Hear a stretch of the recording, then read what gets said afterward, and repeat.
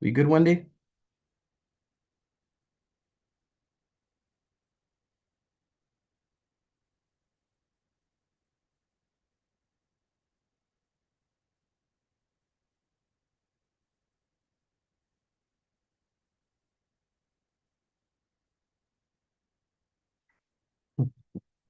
All right.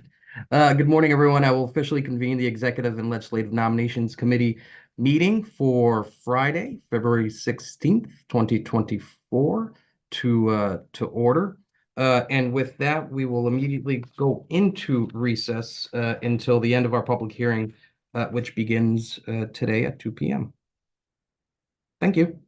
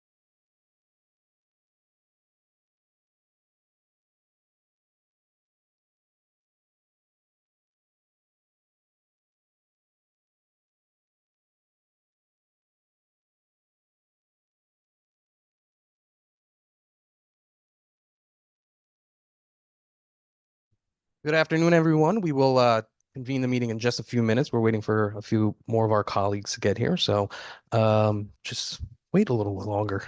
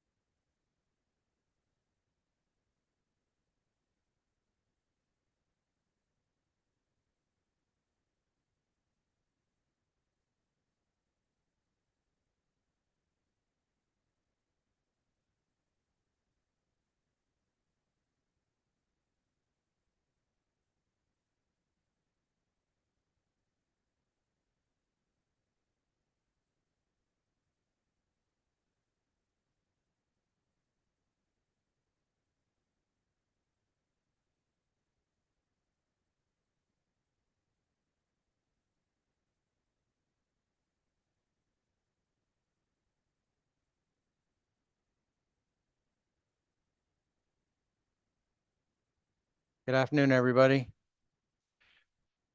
Good afternoon. We'll reconvene the meeting of the Executive and Legislative Nominations Committee with Jody Hill Lilly of Bloomfield. Please come forward. Commissioner.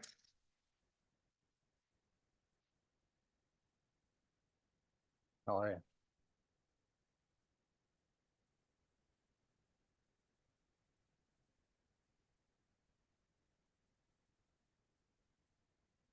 All right. Good afternoon, fan club. All right. Would you please raise your right hand? Do you promise to swear or affirm to tell the truth, the whole truth, and nothing but the truth? Yes. All right. Thank you. Please proceed if you have an opening statement. Sure.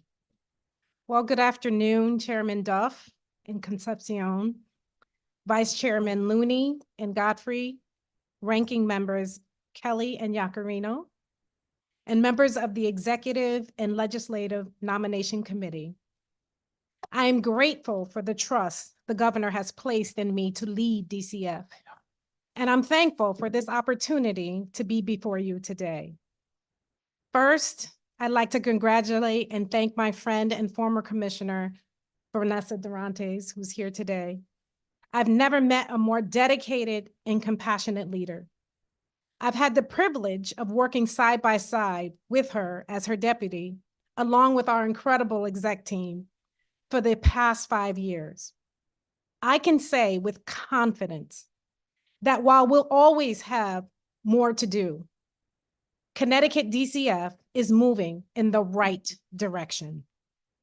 I'd also like to thank my family for being here today, my patient and supporting and loving husband and my 2 daughters that are behind me. I'd like to thank my extended family, friends, and colleagues, and all these people in the room whom I call my tribe.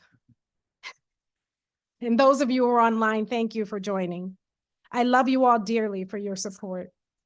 My goal today is to not only discuss my vision and professional experience as a 35-year employee and leader at DCF, but to also authentically articulate to you who I am I was born and raised in Windsor, Connecticut. And I have to pause and say that the mayor of Windsor is here today, so I thank her for her presence. I was born to Howard and Genevieve Hill, and I have 4 very loving and protective brothers, Or are they? along with 3 additional brother-in-laws. Both my parents were only high school graduate, but they worked hard and had high expectations. Although we lived in what was a middle-class town at that time, like many Black Americans, we endured poverty, discrimination, and overall tough times.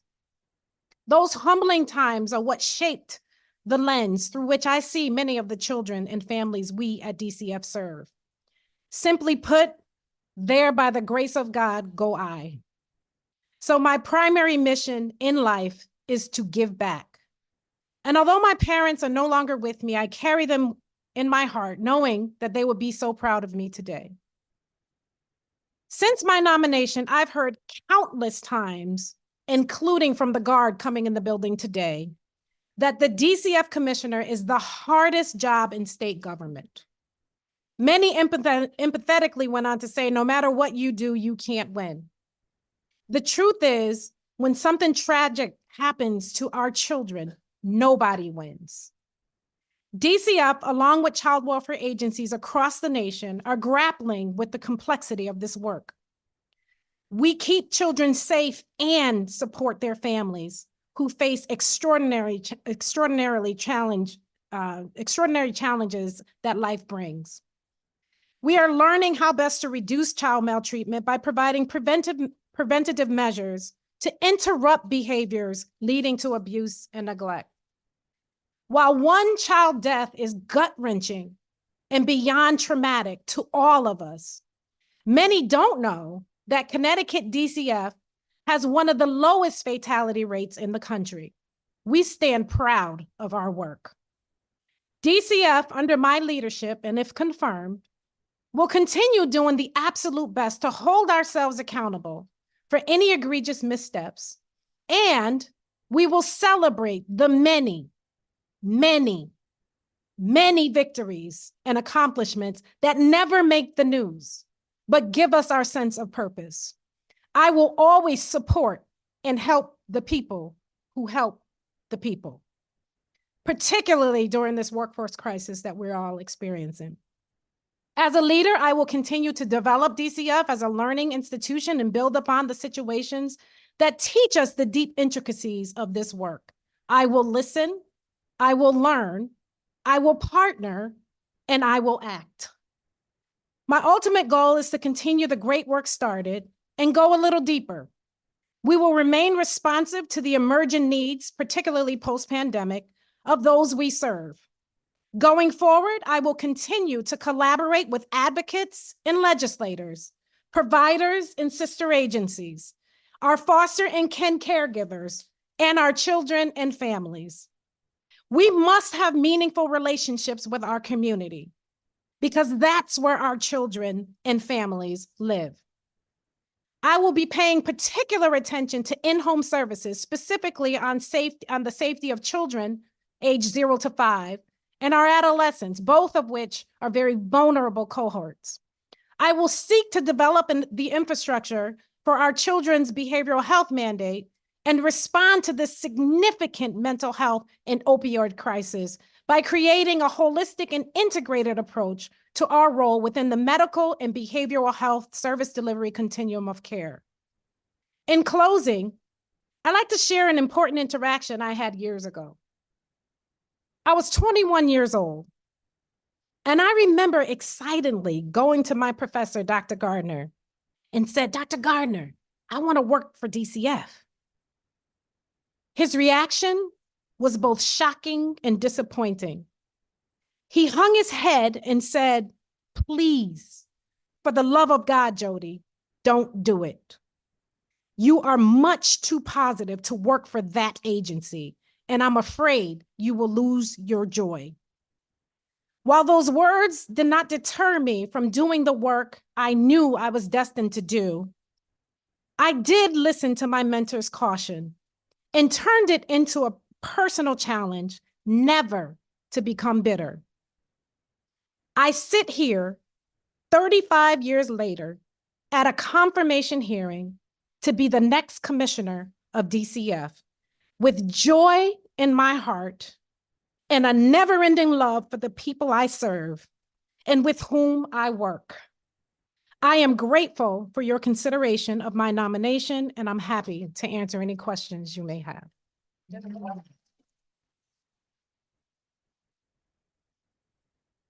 Thank you. Yeah, that may be one of the first times we've had applause at the end. Good opening statement. But as a commissioner, it's not something that I'm surprised coming from you. So I think that's great. And thank you for your testimony. Thank you for everything. We also just want to, while not a member of the committee, we have our distinguished Senate Chair of the Education Committee, Senator McCrory, who's here today. And so thank you. So a couple questions for you, Commissioner, and we've had great conversation in my office a few weeks ago, talking about your vision and some of the work that you've done, working to really help and elevate DCF to the next level. And you really touched upon that in your testimony and the vision that you have.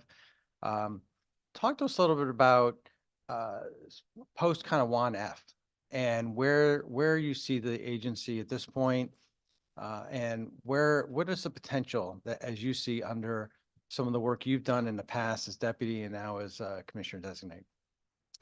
I appreciate the question, and I'd like to pause for a minute to just acknowledge that we did exit a 30-plus year consent decree under the Durantes administration, which was no easy feat.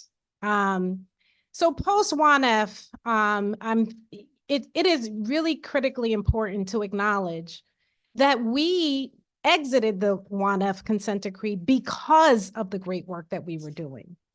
And so I think what we need to do is to continue to develop the infrastructure to govern ourselves. We have sought out technical assistance from a couple of outfits, including Chapin Hall, to really look at our CQI work, to comprehensively give us some recommendations about what we need to do going forward to make sure that we are governing ourselves. So that is the work that's already begun. We're also engaging with Casey Family Services to make sure that we have strategic direction and making sure that we are able to keep the good work that was had already started, even as we were under the consent decree, and to make sure it's maintained post consent decree. We are also we're dealing with a little bit of a pain point with our case management system. And so we are scheduled to have a brand new case management system in August of 2025. And I think that will greatly enhance our ability to produce the reports that are necessary in order to help us understand how we're doing in our practice. Thank you. And what do you see as some of the biggest challenges, I guess, you have right now? And you touched upon workforce, and it's a tough issue right now for all agencies, and there's a lot of need out there. So I don't know if that's your biggest challenge right now, or what is the biggest challenge you think you're facing in your agency? Thank you for that question. The workforce crisis is real. Our providers are experiencing it. We're experiencing it at DCF. The pandemic is over, but the impact is prevalent. So to attract people to do some of the toughest work that exists is difficult. It's a challenge. And so we're trying to figure out how we might best attract the right people to this work and support them while they're here. This is why I put a lot of emphasis on helping the people who help the people. I feel very strongly, my life's work actually, the overwhelming majority of my career I spent in workforce development. We cannot do this work without the people. And we have some of the most amazing people who are attracted to this work. You want to know why? Because you don't do this work because of the money. You do this work because it's a sense of purpose and you are called to do this work. And it is our job to support the workforce. I would also say to you that we have a very significant mental health crisis. I tell people all the time, every time I'm in front of them, everybody needs to be in therapy because we were all impacted by the by the pandemic. That too. That too. Brian Lynch, that too. Well, we were all impacted by the pandemic in ways that we are conscious of and not conscious of. Mhm. But populations that were already vulnerable are feeling this. And we have to emerge as a society to help them and to assist them. The opioid crisis, I think we partner with Demas and the leadership over there, and we're doing our very best. They're doing a phenomenal job. We've got some wonderful infrastructures going and a partnership that is second to none. And it's evolving. And there's a lot we are still learning. That scares us. And so we have to keep our pulse on what's happening. So I would say the workforce crisis, I would say the mental health crisis, and the opioid crisis are top of mind. All right, thank you. And one last question for you before I pass it to my co-chair. There's when you brought a good point up, and we talked about this also at my office, which is the good news never gets out. Mhm. It's always the bad news that's on the front page of the paper or on the top of the news. And that can have a chilling effect in the agency. Forget the greater public, because the greater public will have their perceptions and they don't understand necessarily everything that's happening internally. But how that impacts your agency and your team, all the way down into the local level to the newest hire. What is your philosophy on, nobody's perfect, mistakes happen. Unfortunately, when mistakes happen, sometimes it can be tragic, but mistakes happen everywhere. How do you help your team kind of through those very, very difficult times when you may have 5 great success stories here, you've got something here that's not a success story, that's what's making the news, and yet you want to try and celebrate some of those things as well. How do you manage through that? Thank you for the question. I just the day before yesterday, Valentine's Day, we were meeting with some youth, and there were some of our staff there as well. And we were talking about a difficult situation that we had faced. And I'll tell you what I said to that person. I said, I will stand in front of you all day, every day, to support the work that you do. It is difficult, it is complex, it is challenging. And hindsight is 2020. You can see a whole lot after things happen. It is harder to see things in real time. And I sit with that complexity. My staff sit with that complexity. And as long as they are following the policies and the procedures and the standards, I will protect them. I will support them. I will go down for them. Mm-hmm. I also was over HR, labor, and there are times when things are less than standard. And I have held people accountable for things that were egregious. And those, I can say with absolute confidence, are few and far between. But when it happens, we will do what we need to do. But I will tell you, the countless amount of people who work for DCF that give their lives, sacrifice their own lives. I can tell you, my family can tell you, I didn't put my kids on the bus. You know why? I had to go to work. So our staff sacrifice their own families for the sake of other families. And I need to protect them. We need to protect them. When bad press happens, believe it or not, it acts counterproductively to what we're trying to do. So I would really implore all of us to engage in solution-focused media attention that holds us accountable, but doesn't scare people off from wanting to do this job. Great, thank you. And I appreciate that very much. I'm going to hand it over to my co-chair. First, I do want to acknowledge Commissioner Durantes. Thank you for all your work over the years. You've really been a star. Thank you. Chairman. Thank you, Chairman Duff. Commissioner, congratulations on your nomination. The support you have here is inspiring. We're not necessarily the most popular committee here, so seeing a lot of people here is really great to see. Just a couple questions on my end. You mentioned in your testimony your close relationship with former Commissioner Durantes, who we all, I think, believe is an absolute rock star here.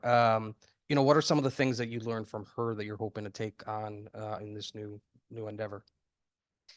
Wow, thank you. I could be here all day, all night. I just honestly have never met a more authentic, sincere person in my entire life. She is the same person you see behind closed door and the person you see on the news. She loves madly our kids and families and the workforce.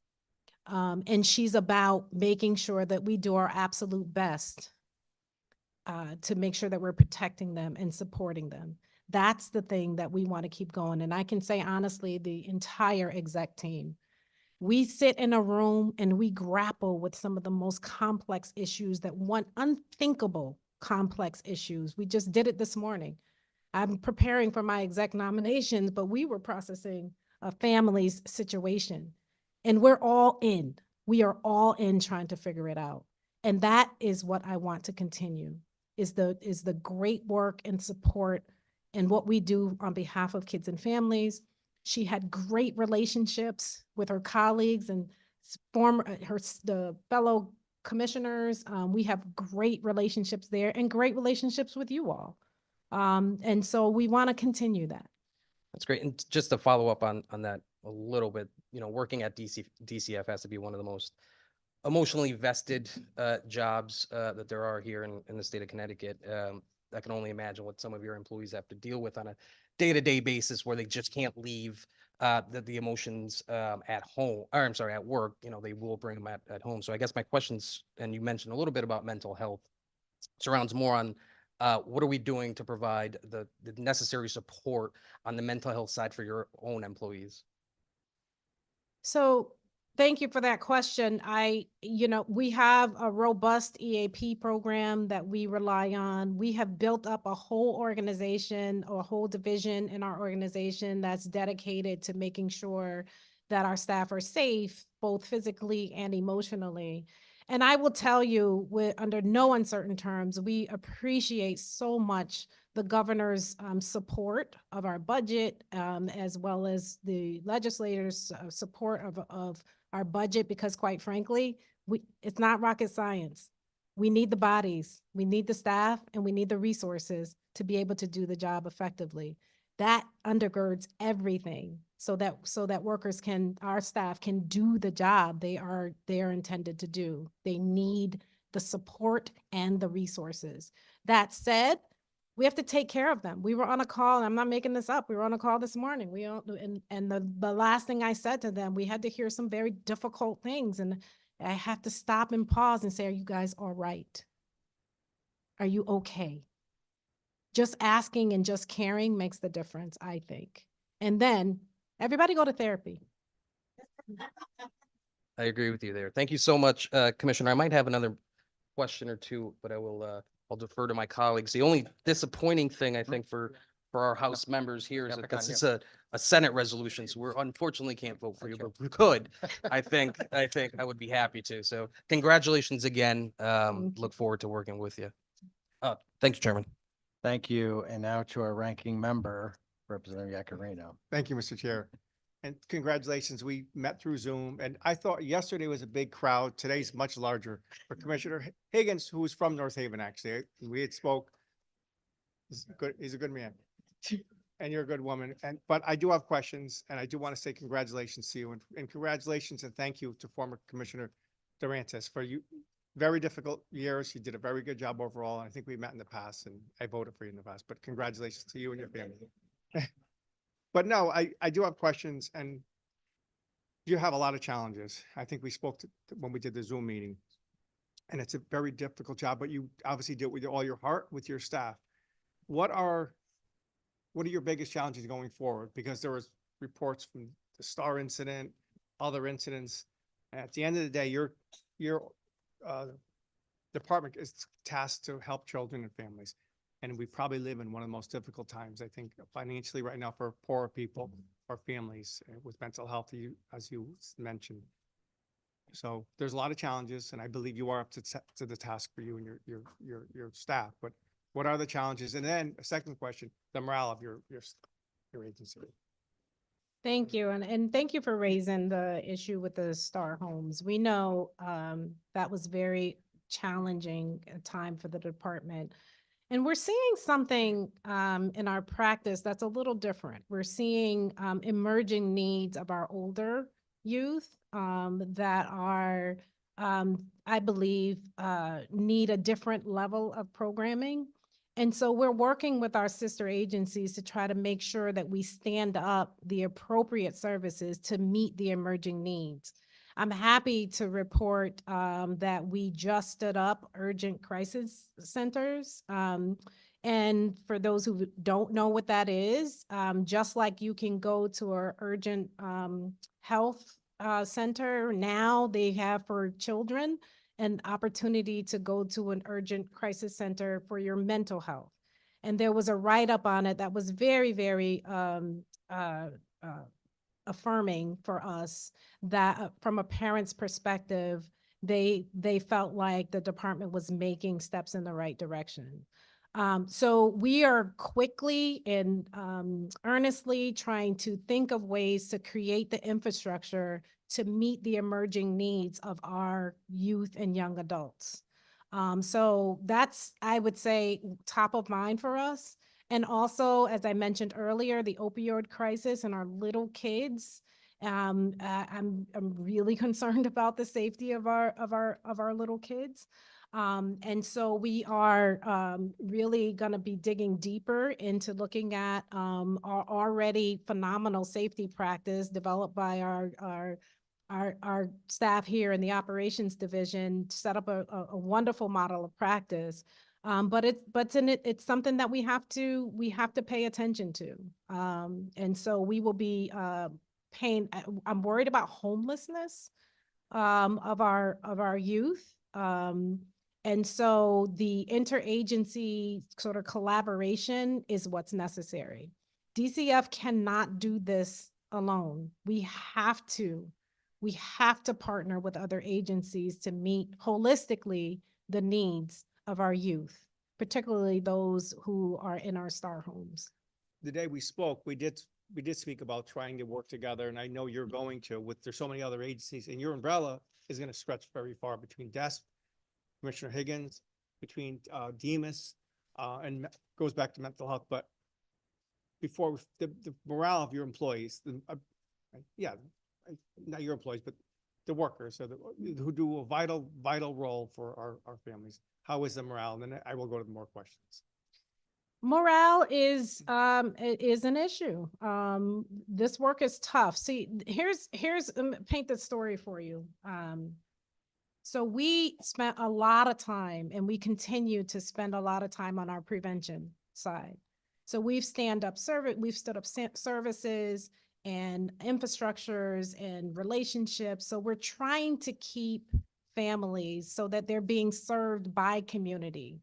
I said in a speech earlier, we got to give the kids back to the communities and to their families and only serve those who need to be in DCF care, right?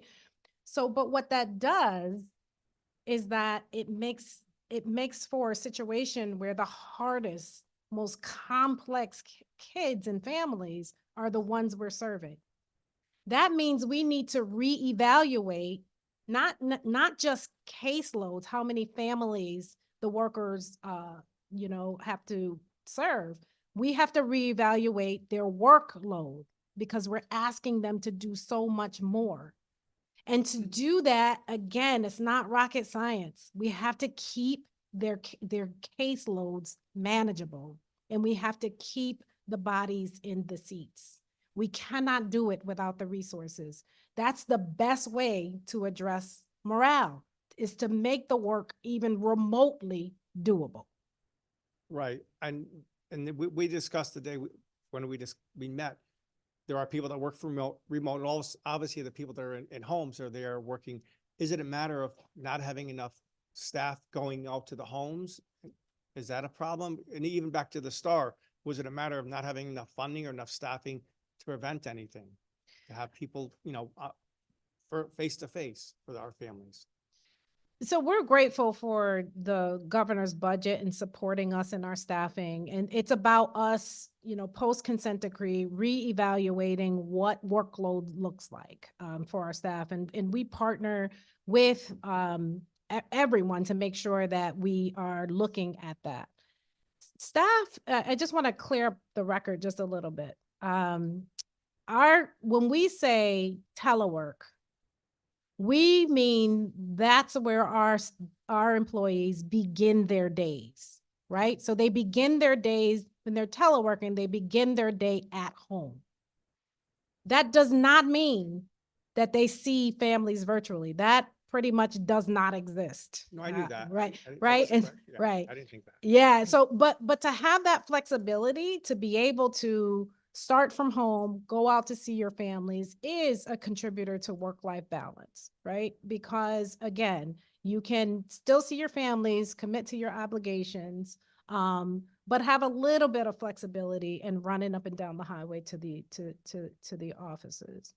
So the telework is something that we appreciate. We never thought that we would ever. I mean, I'm old because No, you're not. no one would have ever told me that we would be teleworking in anybody's environment. That I started in 1988. That was a long time ago, and and so we're in a new world right now, right? So we need to embrace the generation that we have coming in. And we need to figure out that work-life balance without interrupting or compromising the mission critical work. So that helps with morale. But again, not at the expense of safety of children, ever. Good.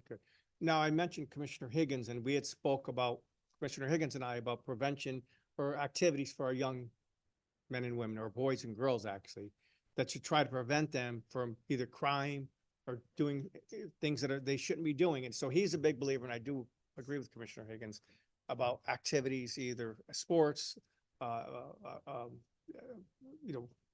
anything that's good for the children, drama, of course, academics. Now, hopefully I know you have a lot on your plate, but you could have a conversation with Commissioner Higgins to have some sort of programs potentially throughout the state and start off slowly, and hopefully we get enough people and kids to be active and feel, I guess, want it more than anything else. I think a lot of it is mental health or depression or whatever it could be. I don't know, but it's sad. So hopefully you could work with Commissioner Higgins.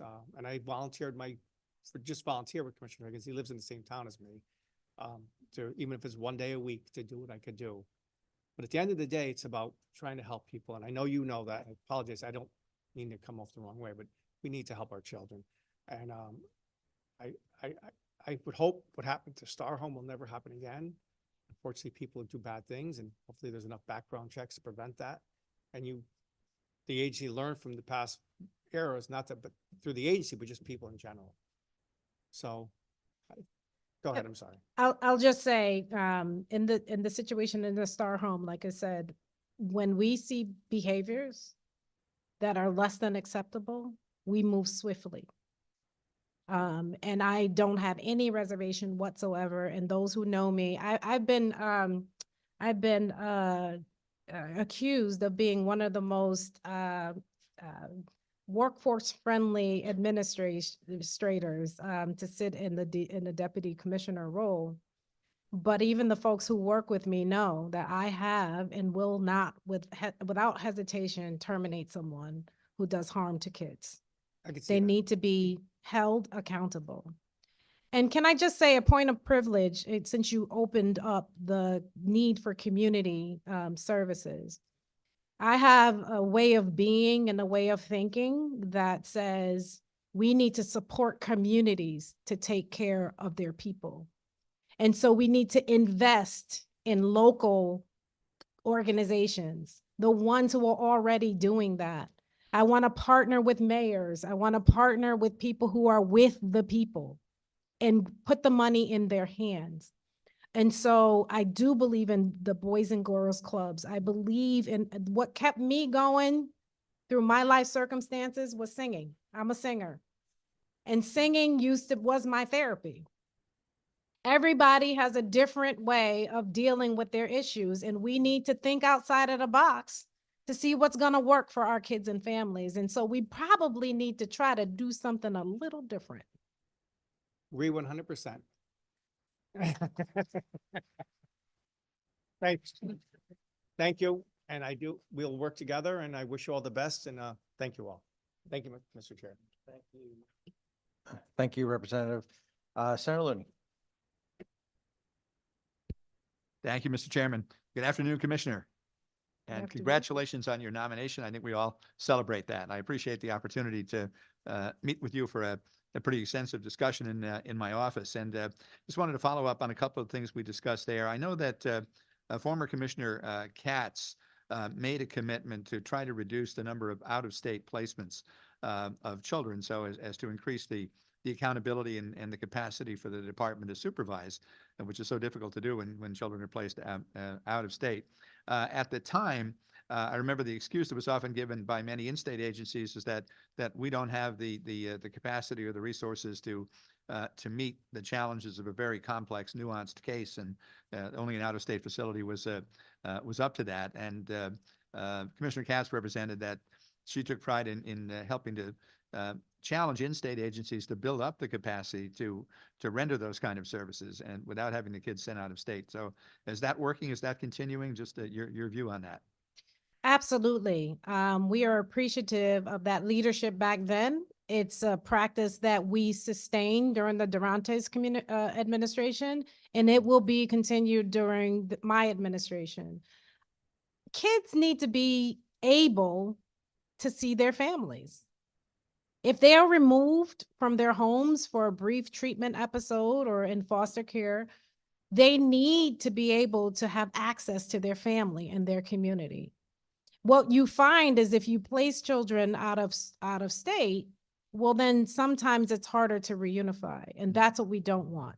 That's why the investments have to be made in state to make sure that we don't lose proximity to families. And I think we're doing that. We're doing an amazing job, I think, trying to understand the emerging needs of our families, make sure that we have the adequate treatment services available to meet the needs.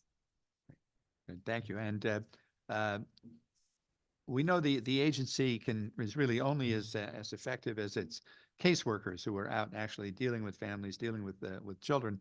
And we discussed that previously, that, I've heard some reports from some judges, probate judges, Superior Court judges, and also from some of the attorneys who previously worked in the Child Protection Division of the Attorney General's office, that while many caseworkers, DCF caseworkers who they wound up having to represent in court were just extraordinarily gifted, conscientious people, there were some always who seemed to be suffering some of the signs of burnout, lack of follow through, and the lack of preparation when it came up for a hearing, and putting the attorney representing them in a bad position because of not being able to make the case sufficiently before the court. So just your view on that, and how to improve that oversight. And as you mentioned, it's a human resources challenge to monitor people to make sure that they are at their best when they go to court, representing the agency in an important case regarding the fate of a child. I appreciate that. And let me just tell you a quick story that over the last 5 years, we did the numbers. We lost about 1/3 of our staff to retirement, to transfers, to people who just didn't want to work anymore. And so with that comes a brand new flock of people. And I think we're experiencing that all over the place. I'm very proud of the training that we offer to our staff. And it has been immensely challenging to keep up with all of the developmental needs, but we are doing it. And so I met with the judges. I happened to have just met with the judges just the day before yesterday. I'm getting my days mixed up. And I said to them, I need your feedback. When you are seeing, behaviors or lack of competency in our staff, give us the feedback so that we can help to develop our staff. It's very intimidating to go into court Mhm. and present before the court and to present before the judge. I've done it myself. I know it's very, very challenging. And we have a young staff. And we do things like moot hearings and, simulations and all of that. I just think that we're dealing developmentally with a young staff. I also feel that, there are some people that just are not a good fit to do this work. Mhm. And when we acknowledge that, when we see it, we have to perhaps counsel them out, and we've done that, and help them find a job that's better suited for them. So it's complex. But I have agreed to, I just literally had the conversation the other day with the judges and petitioned them to come in and train our staff. I think that's excellent. I would also suggest to you that you do the same thing with the Attorney General's office and the Child Protection Unit, because they are the ones actually representing your caseworkers when they go to court, and maybe a tutorial on what they need to have your workers ready to do in terms of presenting and having the information in hand that the court is going to be looking for would be helpful. I think that so they'd have a better sense going in that this is what my attorney is going to need from me in order to be effective. And I think that talking to the AG's office as well as to the judges would probably be helpful in that regard. Point taken, and I agree. Thank you. The last question I have is just in terms of outreach and collaboration with other agencies. What is your level of cooperation? I know it has to be substantial, but do you have a particular plan or particular benchmarks for collaboration with the schools? Almost every child, except for those that are put in in institutionalized placement, are enrolled in our public schools for the most part. So, and yet they're often going through very traumatic things that has brought them and their family within the purview of DCF. So, if you could just tell me a little bit about how your agency interacts with schools, with school counselors, with school principals, just what kind of dialogue and interaction goes on there. So I believe collaboration is absolutely critical, and particularly the relationship that we have with our schools. We do have a unified school district within our agency.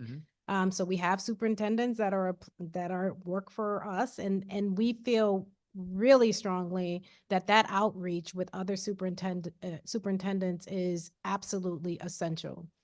To the point that we are trying a couple of things. We have an educational unit. I don't know if people know that, but we have educational units in each one of our offices to do just what you're talking about, to make sure that no child gets left behind in terms of their progress. We started a new unit, the juvenile justice unit, that oversees all kids that are in correctional facilities, youth that are in correctional facilities. And we just did a presentation yesterday about what we're doing to partner to make sure those kids don't fall through the cracks. We have a pilot program out where we have some workers outposted in school systems, where we're partnering with the schools to make sure that we're identifying whatever needs that are related to child abuse and neglect, or even just providing overall support. So what I do know is that school education can be the thing that helps a youth be resilient in life, and is in a lot of sense a ticket out.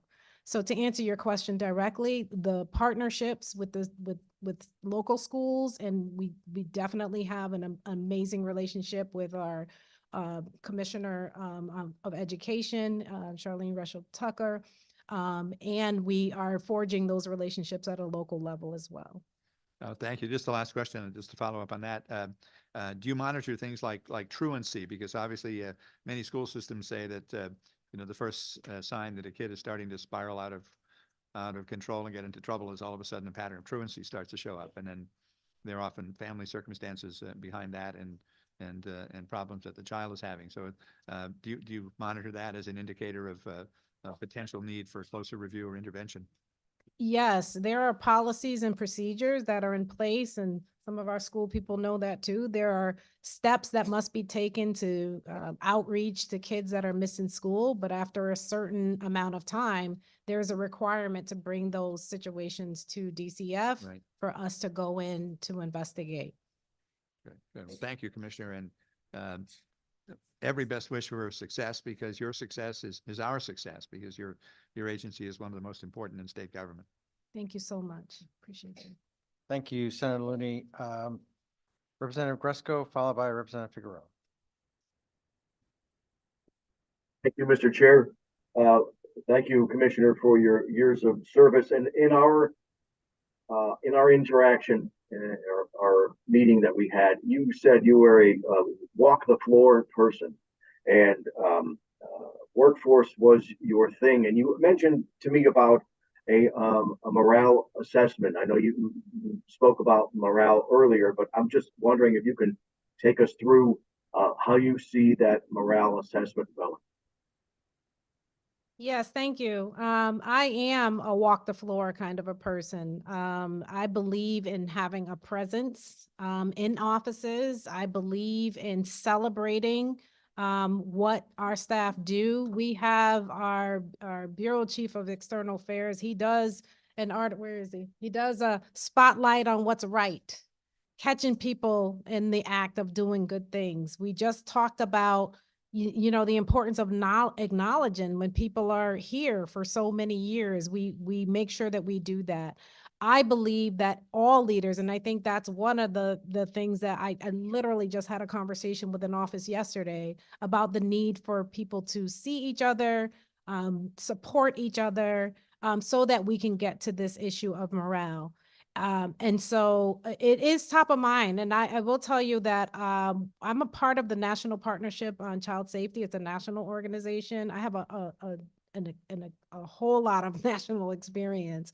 And so I am seeking technical assistance to do what I'm calling an organizational assessment point in time, to see where the organizational morale and overall health is of our staff, get a baseline, solicit from them, what do you need in order for us to support you through these difficult times?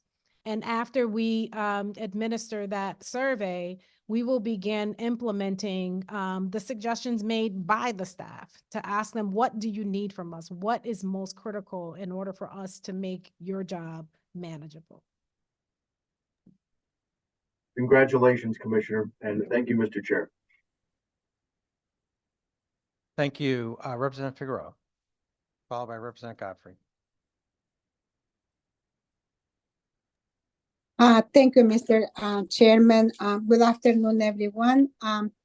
Commissioner, nice meeting you, even from far away. I do want to wish you good luck, and I hope to start working with you. I do have some questions, that I would like to present to you. My first one will be, I want to know, what is the process of an OTC? What is the process of an OTC? Yes. Okay. Yep. Okay. So if we are involved with a family and it comes to our attention that the child is unsafe, there are protocols that are put in place where we first try to mitigate whatever those safety factors are. We try to meet with families to see if there's anything that we can do to prevent the removal of a child. There's a process called considered removals.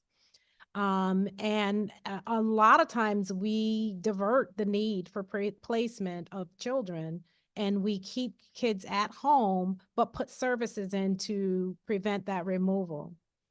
If for some reason we are unable to mitigate the safety factors, we have to move towards removing that child. Depending on the availability of the court and the need for, or the urgency for that removal, we might invoke what is called a 96-hour hold to secure the safety and the remove, and to be able to remove that child. But and within 96 hours, we have to file an order of temporary custody. That's an OTC. And so we don't make decisions. A lot of people think that DCF kind of makes these decisions without having authority. But what happens is, once we make those decisions to remove a child, the court has to be involved to support the decisions that the court made. So that's an order of temporary custody. Understood. Thank you. And are you aware as to how long it takes? Because I have heard many cases, where they said that the hearings take so long. So obviously this is a great concern. So I don't know if that is the case and this is true, what can you do then to expedite when needed, Well, thank you for that question. I really hadn't heard that feedback that OTCs were taking a long time, but that's a court matter, and I meet with the court systems. As I said, I just met with them this week. I can bring that to their attention so that we could talk about the timeliness. But that honestly was not something that I had heard from where I sit, and we'll take that back under consideration. Thank you. Okay, so going back to that question, that's what I said, if that is the case, how long does it usually take then for an OTC to be heard? Well, that depends on the scheduling of the court. Like I said, once we get the the OTC, we need it immediately if we don't have a hold, right? So if we get a hold, it's literally a 96-hour hold, at which time we have to have approval from the court. Or else we're not able to maintain that child in the household. So that happens immediately. So there are times once we get the OTC, it takes a while for the court to get to commitment. So I would have to look into what you're referring to, because that's largely a court matter and not a DCF matter. But it hadn't been brought to my attention about that timing. So I appreciate the question. Thank you, Commissioner. Yes, I think I was specifically referring, to the hearings, Okay. and I guess you just explained, it lays on the court's hands. My next question will be can we talk about a little bit about foster homes? Where are we? Do you have enough foster homes, as needed, or are you lacking people who are willing, to welcome these kids into their homes? I really appreciate that question, because this room is full of people who could be a resource to a child at any time. We need foster homes. We need people who will step up to be able to protect children and provide a nurturing home. We do have an issue with homes for certain types of children, older children. We're always interested in finding more support there. But I thank you for the question. We always need the support of people who are willing to open up their homes to a child. And I'm hoping I'm pulling at the heartstrings of folks in the room to consider opening their homes. And that leads me to the next question, Commissioner. How do we reach out, to the people outside and those who are, supporting you there, to see how we can become foster parents? And I would like to know as to what is the process? Do we have to go for any trainings? Are there people who are taking care of these kids? Do they get paid? There are so many questions, but I will stick to just those few that I just asked. Yes. So every foster parent, we have to vet foster parents just like we do employees, right? Because we want to make sure that kids are safe when they're in the foster home. And there is required training, extensive training that foster Mhm. parents have to go to before they receive a child. And I want to repeat that number. What's the number, guys? Or you guys? 1888 Kid Hero. Everybody write it down. Just in case. 188. Kid Hero. You Kid too can be a foster parent. We need support. There's a process and there's nothing like it. And I want to take a point of privilege to really thank and appreciate our families who step up to care for our kids. And I also would love to take a point of privilege to say we've started an initiative called Quality Parenting Initiative. And here's the thing. One time a kid asked me, he said, when something happens in a family, why is it that the child is removed? Why wouldn't you remove the parents out of the mouths of kids, right? Like, why would you do that? Right. And I was like, why? And so, I want to say that I think that we should be thinking about supporting whole families. And so with the Quality Parenting Initiative, it is having foster parents that are willing to not rescue children, but support families to be able to increase their abilities to care for their kids. I absolutely could never disagree with your statement. I think we definitely need to rescue families instead of rescuing, a child. Obviously, separating a kid from a family is devastated. And I am sure you know that not only the kids suffer, but also parents. As you know, there are many cases or many situations as to why this happened. So my last question, I heard you repeat the word staffing people. So are you properly staffed? And, is your department properly staffed, or are you lacking staff? So we're funded appropriately for staff. I think what's happening is something we're not quite used to, is that we have turnover issues in a way that we hadn't before. So attracting the right people to the field and keeping them is an issue. And so, as I said earlier, this is tough work.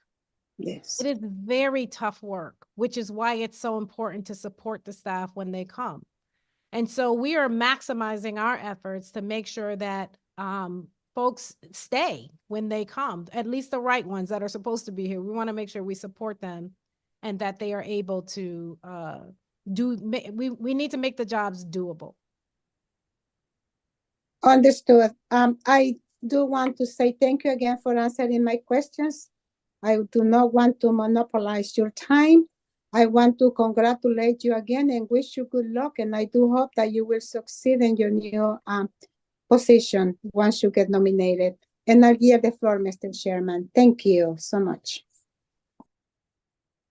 Thank you, Representative Godfrey. Thank you, Mr. Chairman. Congratulations, Commissioner. I had a nice chat with you a few weeks ago, and you here today.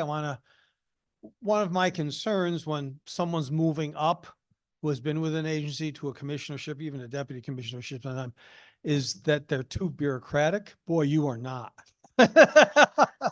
You have an amount of compassion I have not seen in a cabinet member in a very long time, and I so appreciate your enthusiasm. You really believe, rightly so, kids are kids, not case numbers. And that makes all of the difference. I want to explore a couple of items you touched on, but I'd like maybe a little expansion. I'm an urban legislator from Danbury, and became cognizant of this phenomenon called couch surfing, especially more in my high school, which is huge. Danbury High School is enormous. It's one of the biggest ones in the state, where kids don't really have a home. They're going from friend's house to friend's house, sleeping on the couch. And when they come into school, that's kind of the only stable part of their day, which is another reason I'm also very much in favor of not only free lunches, but free breakfasts, because that sometimes is the only real meals that they get. So you mentioned the homeless. Where, and then I was delighted to hear you talk about looking at the whole child and the whole family. Do you think your agency can help us with this homelessness issue that you touched on? I'm glad you asked. There is a agency initiative going on right now with the Commissioner of Housing, Commissioner Mascara Bruno. And we just met, actually. We had our first meeting to talk about this issue. And so it is a big one. We're trying to get our arms around just how many youth are home and people are homeless. And in that meeting, it was interesting. I raised the question. I said, define homelessness, right? Because someone might say if they're couch surfing, they have a home. Yeah. I say no, right? And so are those numbers counted? And so we are working diligently. It is something that we're taking a look at. I think we got to understand the magnitude of what we're doing of this issue, and then we have to respond accordingly. I will tell you, and I have to say this, because homelessness in and of itself is not an abuse or neglect issue. And we don't want to confuse poverty with abuse and Hear, neglect. hear.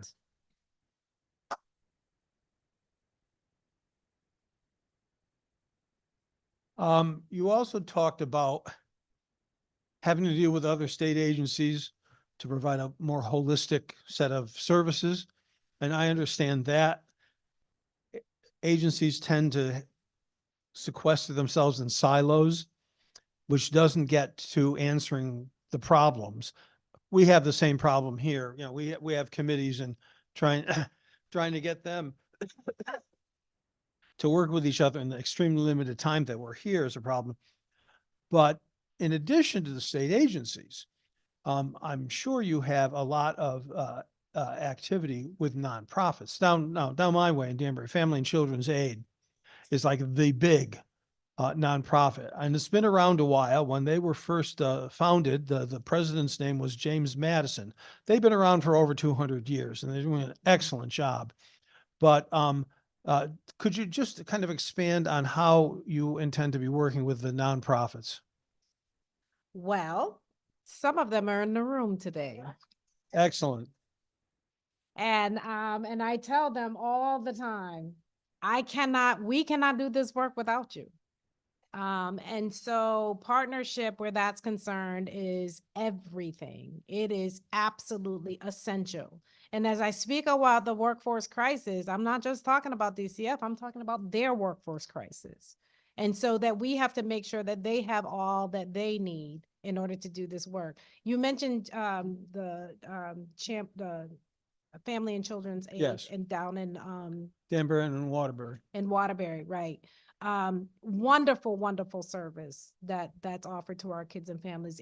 I like to walk the floor. One of the things I said to some of my friends in the nonprofit world is I will be walking the floors also with our nonprofits. I want to see what's happening day to day. I want to be able to, I know the work that they're doing, but I want to see it. And I can't say, I mean, I can't be more affirmative in my statement, except to say that, you know, we must support the people who are supporting the people. And that includes our providers. Thank you so very much for your enthusiasm, your compassion, your interest. You're going to dig down and take care of kids, not numbers. And I know you won't be shy coming to us and asking us how we can help. So the door is open. Thank you so very much. Thank you, Mr. Chairman. Thank you. Senator Martin. Thank you. Congratulations, Jody. I really enjoyed our breakfast together. And Vanessa, thank you for all that you've done with this agency. And Vanessa, do you remember our conversation where we were breaking bread together and you, because of all the questions that I asked, you never ate your meal? So it was no different with Jody. So they, both of them, for the record here, they both went home with a box with their complete meals. So I'm sorry for not allowing you to eat a warm meal. But listen, I love your personality. You did outstanding job at answering these questions. And I just want to end on a high note. And can you leave us with a little tune? You say that.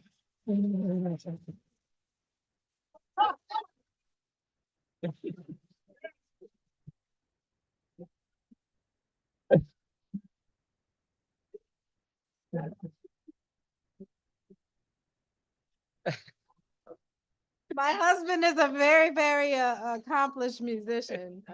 So, boy, is this The- No, that's okay. No, you don't have to do it. Oh, okay. Thank you so much. Thank you. Appreciate it.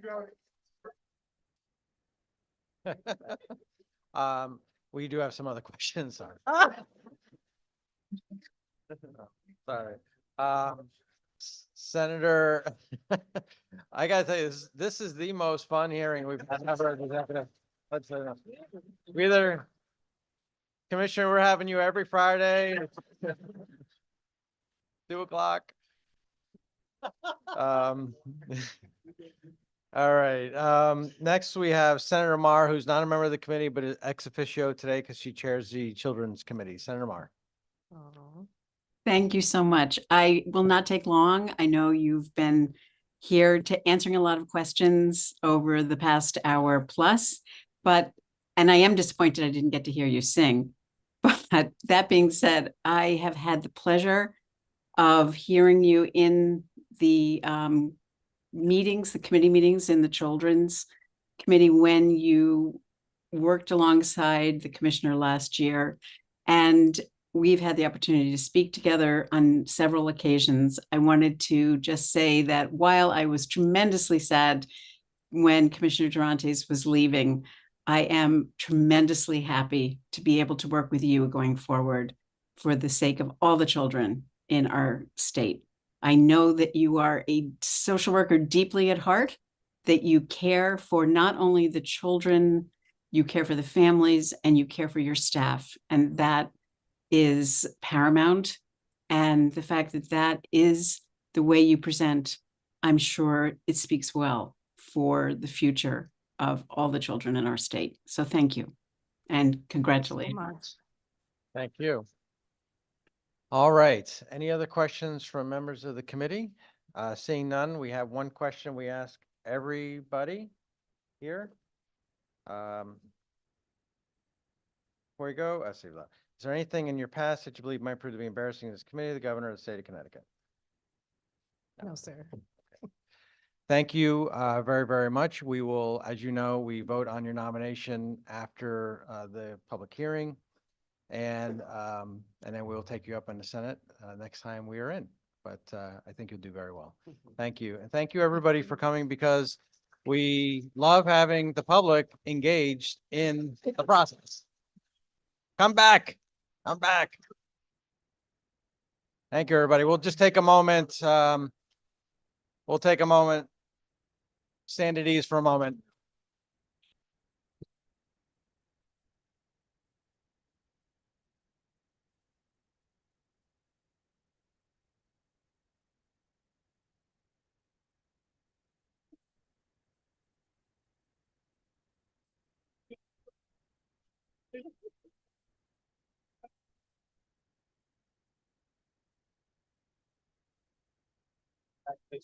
My man. Now we got it right. Yeah. And the brother-in-law over there. What's up, bro? Let me get a picture of her. I'm gonna get back up there.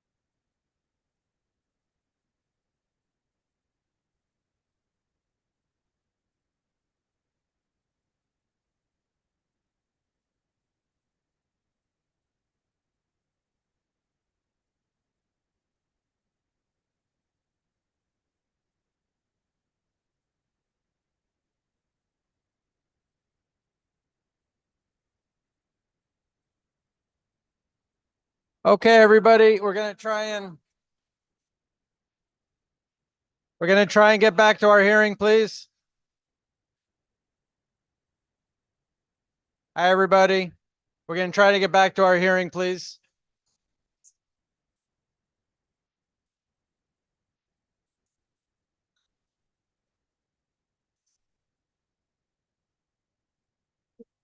Okay.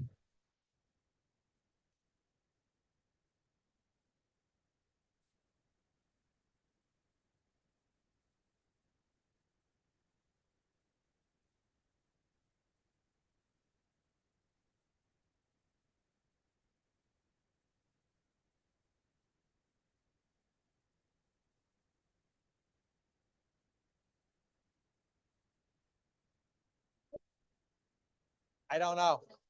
I know.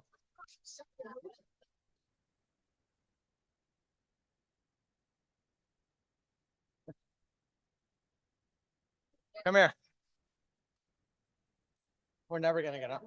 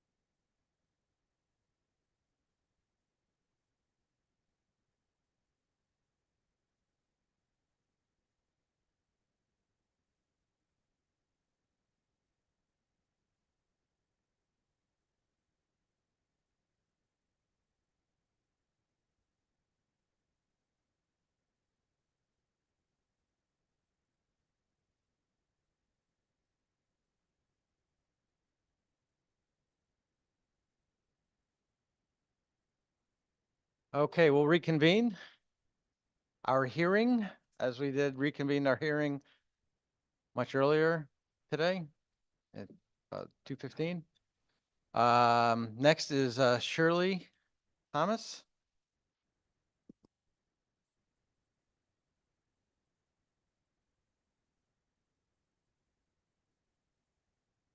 Of the great town of Bethany.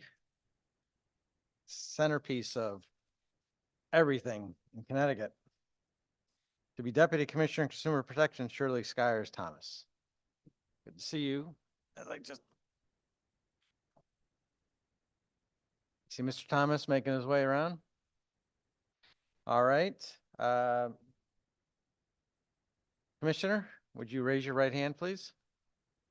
Do you promise to swear and affirm to tell the truth, whole truth, nothing but the truth?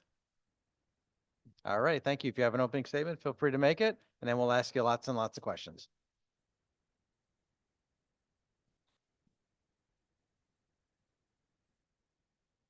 Am I on? Oh, wow. Good afternoon. It's nice to see you all. Thank you to Chairman Duff, Concepcion, Vice Chairman Looney and Godfrey, Ranking Members Yacarino and Kelly, and distinguished members of the Executive Nominations Committee. My name is Shirley Skyers Thomas, and thank you for allowing me to be before you today to present my testimony in support of my nomination of Deputy Commissioner for the Department of Consumer Protection. I'm very appreciative and honored to have been nominated to serve as Deputy Commissioner. This role was outlined to have responsibilities related to the regulation of cannabis. I was raised in Bridgeport and lived there for over 45 years. I saw the impact of the war on drugs firsthand. I'm grateful that my parents, who are immigrants from Jamaica, inoculated my 3 siblings and myself from the trappings that urban living, impoverished areas, and lack offered. Conversely, they pushed us to reach for education and prioritize helping our community. We all went on to be lawyers, a judge, a doctor, and as a result of our experiences growing up, equity for our communities was always paramount. Thereby, I have advocated for the constituents of Connecticut for over 20 years. I spent the beginning of my career in private practice with my sister and brother, where I served as an advocate for children and youth and was a juvenile special public defender. I continue to advocate for justice while representing parents and educational organizations in civil and criminal matters. Subsequently, I worked in the educational field, addressing policy and procedure for youth and families in our state. Witnessing the transformative power of education crystallized my understanding of the impact that public policy has in our communities. Most recently, I was privileged to be a part of the Senate, specifically working as legal counsel to Majority Leader Duff. I worked with impactful leaders, senators, staff, and much of the Senate Democratic Caucus. I saw again how policy shapes lives. I worked not only with the Senate Democrats, but with the General Assembly as a whole, and other stakeholders to promote bills and policies for the citizens of our state. I was on staff as initial legislation was proposed in 2021, which formulated the laws for adult use cannabis. I've been in my present role under the leadership of Commissioner Caffarelli since last July. I've really enjoyed working with the team at DCP to continue the work that I've done for over 20 years. I'm excited to learn the nuances of this role as I lean into maintaining equitable policies for Connecticut consumers. As it relates to the regulation of the cannabis industry, I'm acutely aware that this is a pivotal role as we enter and embrace the new market, with particular distinctions in the policies that will arise. As the market matures, it will be critical that we continue to evaluate the impact on consumers. My role is to oversee the regulation of this market. This is done with our team at DCP to analyze the state of the market, assess the effectiveness of our procedures, and determine the licensing process while ensuring that available credentials are the most impactful. Since July, I've actively engaged with industry participants. I've connected with market representatives from the prospective participants to cultivators and retailers. With the DCP team, we continue to systematically assess the market by looking at trends, sales, and opportunities. The work that I will be doing will continue to set up applicants for success as they enter the industry and ensure overall equity in the cannabis market. In the fall, I became DCP's designee to the Social Equity Council. I currently sit on 4 subcommittees: reinvestment and workforce development, finance, outreach, and personnel. I understand firsthand how important the SEC's purpose is, which is in part to ensure that funds are reinvested back into our communities which were hit hardest by the war on drugs. As a member, I'm grateful to offer a combination of both my lived experience and my professional perspectives to these very important conversations. Thank you for the opportunity to testify before you today. I'm eager to leverage my experience to assist DCP in providing the oversight that this market demands. Thank you to my family, my parents, my husband, and my team who is here to support me. I appreciate you all, and I welcome any questions that you may have. Thank you, Commissioner. I love saying that, It was nice. Commissioner. And I appreciate your testimony here today and talking about the role you have, which is really a new role and in a new policy area for us here in the state of Connecticut. It's very interesting for me to have to sit here and ask you some questions, but I'll do a few just for the record here. Tell me about how you feel the market is going now that you're immersed in this position, and what could Connecticut be doing differently or better, or are we doing as well as we thought we would be based on the timeline since we passed this legislation? So this is a new market, as you were making reference to. We opened for adult use sales a year ago, January 10th. So this is brand new for us to be engaging in this type of agricultural market to this end. So what we've been seeing already are that we're having the ebbs and flows of the agricultural market. We have some distinctions with supply and demand, and we're hoping that we're going to see the supply catch up to the demand. So I think those are some of the challenges that we're seeing right now. That's where we stand right now. However, there is good news because there's a pipeline. There's a pipeline of both the cultivators and micro cultivators. I'm not going to get into the weeds on that, but you see what I did there? See what I did? No, there are cultivators and micro cultivators that are in a space of provisional licensing. What we want to do and what we've started to do is get them on track for final licensing. So where that is a challenge, we've started to engage in that. And we have a really great team at DCP. So the Drug Control Division, they have this unique approach where they assess from 0 to 100 in increments of 25. So 0, starting at 0, which is important, starting at 0, 25, 50, 75, 100. And in doing so, they're able to partner with these businesses and bring them to the space where we're getting them hopefully to the point of final licensure. So that was a long-winded way of saying we're doing well, but we're new. And we're kind of pulling ourselves along as we go, offering a lot of support. And DCP has really been integral in this process to support these businesses that are new coming online. Great, thank you. And talk a little bit about how your new job, based on, so you came from the private sector before you came to work for my office in Senate Democrats. And talk a little bit about kind of how your former roles have helped in this role. You know, I'm mostly acutely aware of it when we start to think about consumer protection and protecting the consumer and all that entails. So as I think about your question, thank you for it, Senator Duff. Initially, when I came to begin practice, my interest was in protecting what we would call the little guy, protecting the interests of those who did not have a voice or did not have the opportunity to represent themselves. So in representing their interests, that's where I started. In stepping into the Senate Democrats, public policy just blew my mind how impactful it was and how our representation of constituents, of thoughts, of ideas, how that really formulated what went into public policy and how that was important.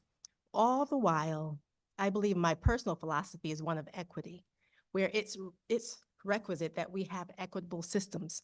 We have to have equitable systems in place. We always have to allow there to be the resources for us to get ahead as a society, as a community, in business, and all of the above.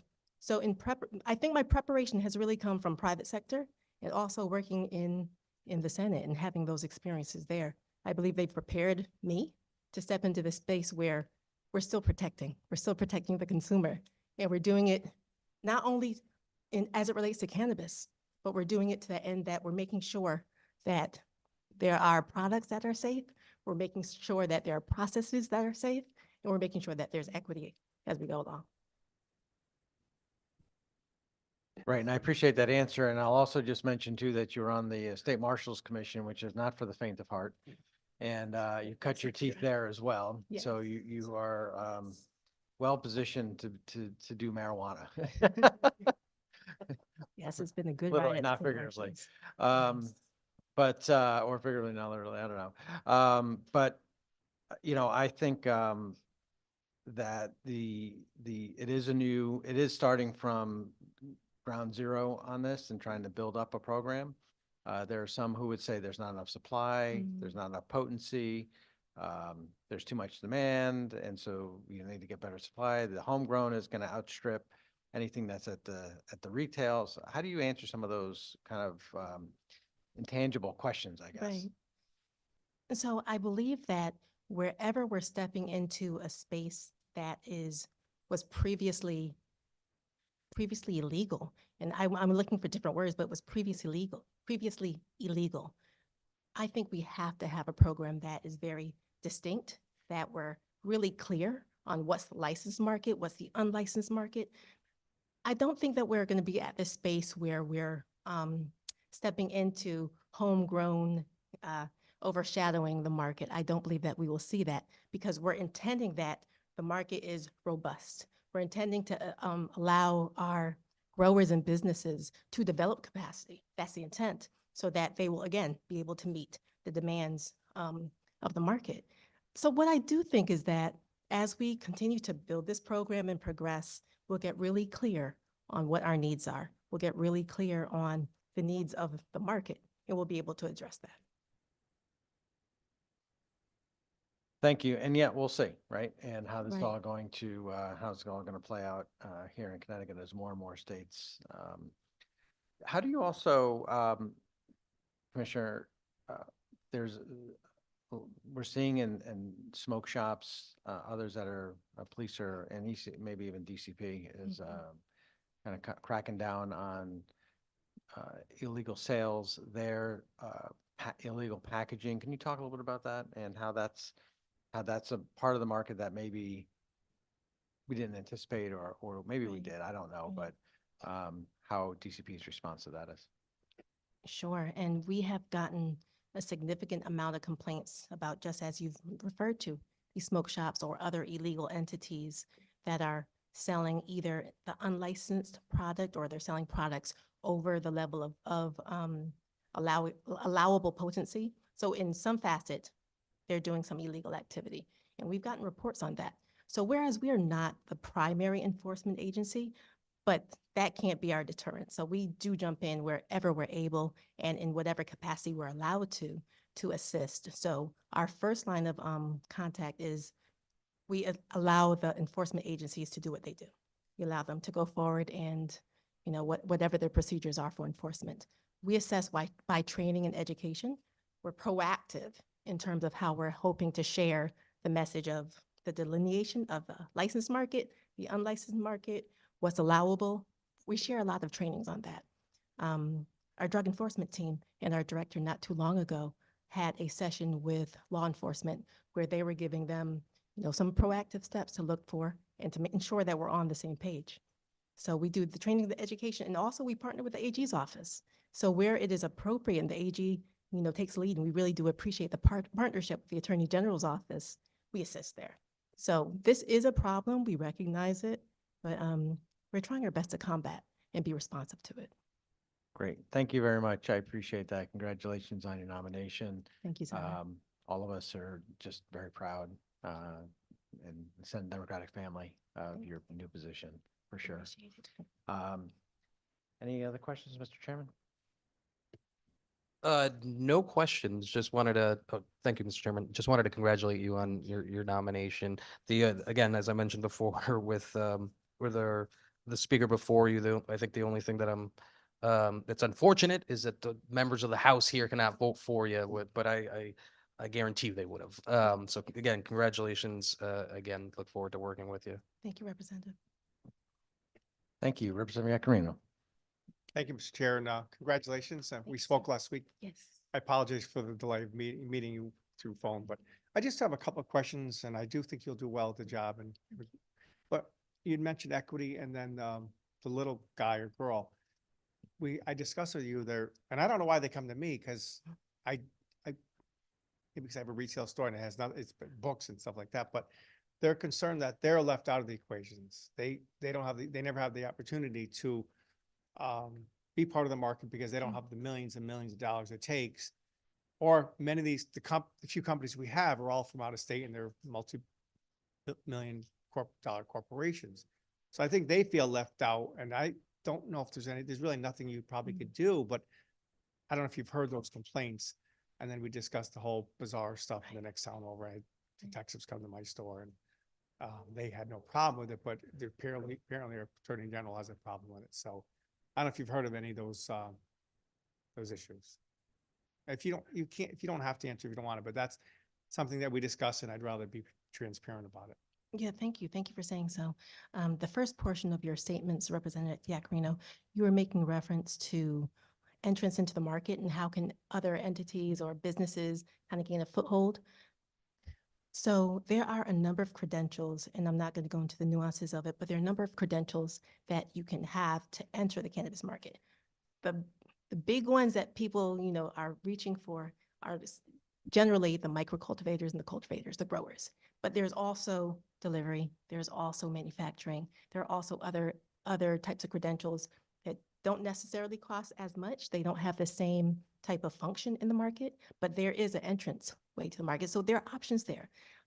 As it relates to anyone who's trying to step into one of those bigger roles, there's assistance. So again, I'm a designee to the Social Equity Council. So should they be accepted as social equity applicants, there's a whole program that is available to them. But it's not only for the social equity applicants. Outside of those who are allowed and they're accepted as social equity applicants, there's assistance in terms of those who are interested in building up their businesses in general. So business incubation programs, reset programs, things like that, that might help those who are interested in the market to gain a foothold.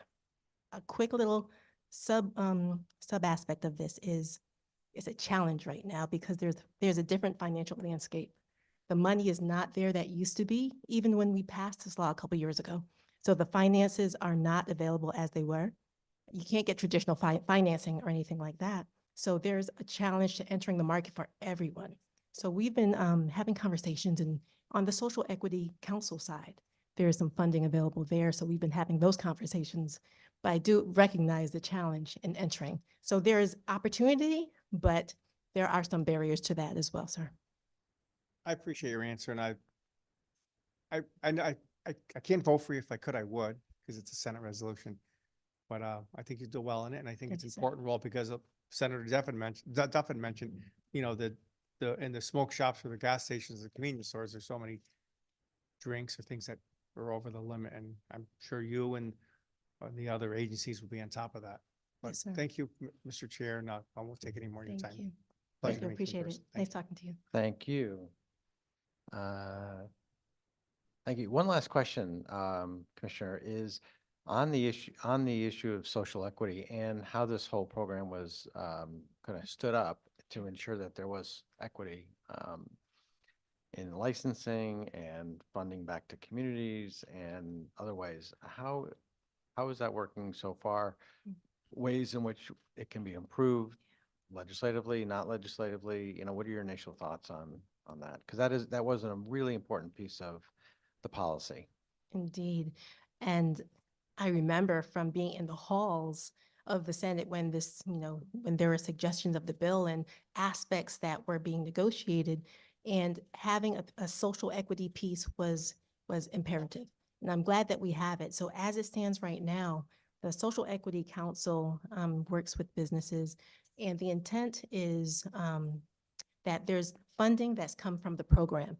And this is an aspect of the social equity Equity Council, but funding that comes from the program is intended to be reinvested back into the communities. So that's part of the conversation that we're having now, how to do it.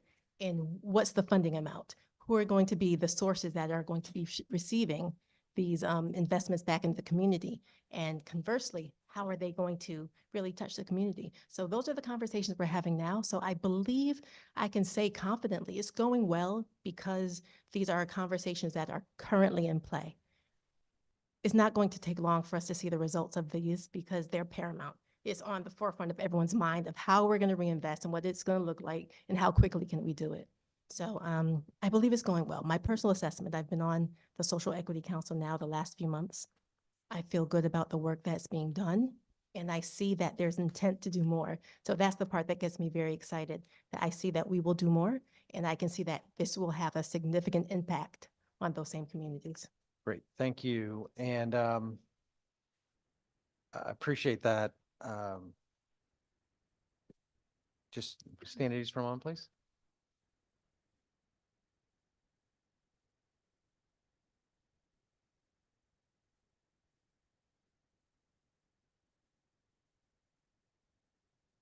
Commissioner, we will come back to order and I will yield to Senator Looney.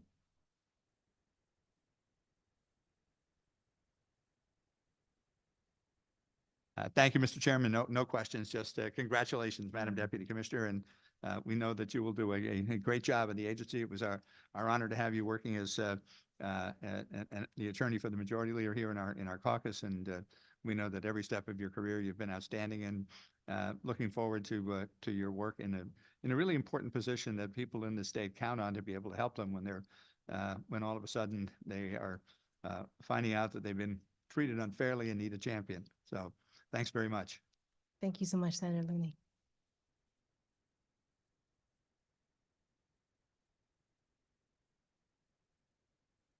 Thank you, Senator. I don't think there are any other questions from members of the committee, so I'll ask the question that everybody gets asked. Is there anything in your past that are proved to be embarrassing to this committee, the governor, the General Assembly, state of Connecticut, or the world? No, sir. Thank you. Appreciate it. Thank Thank you you so for your much. time. I appreciate it. Congratulations.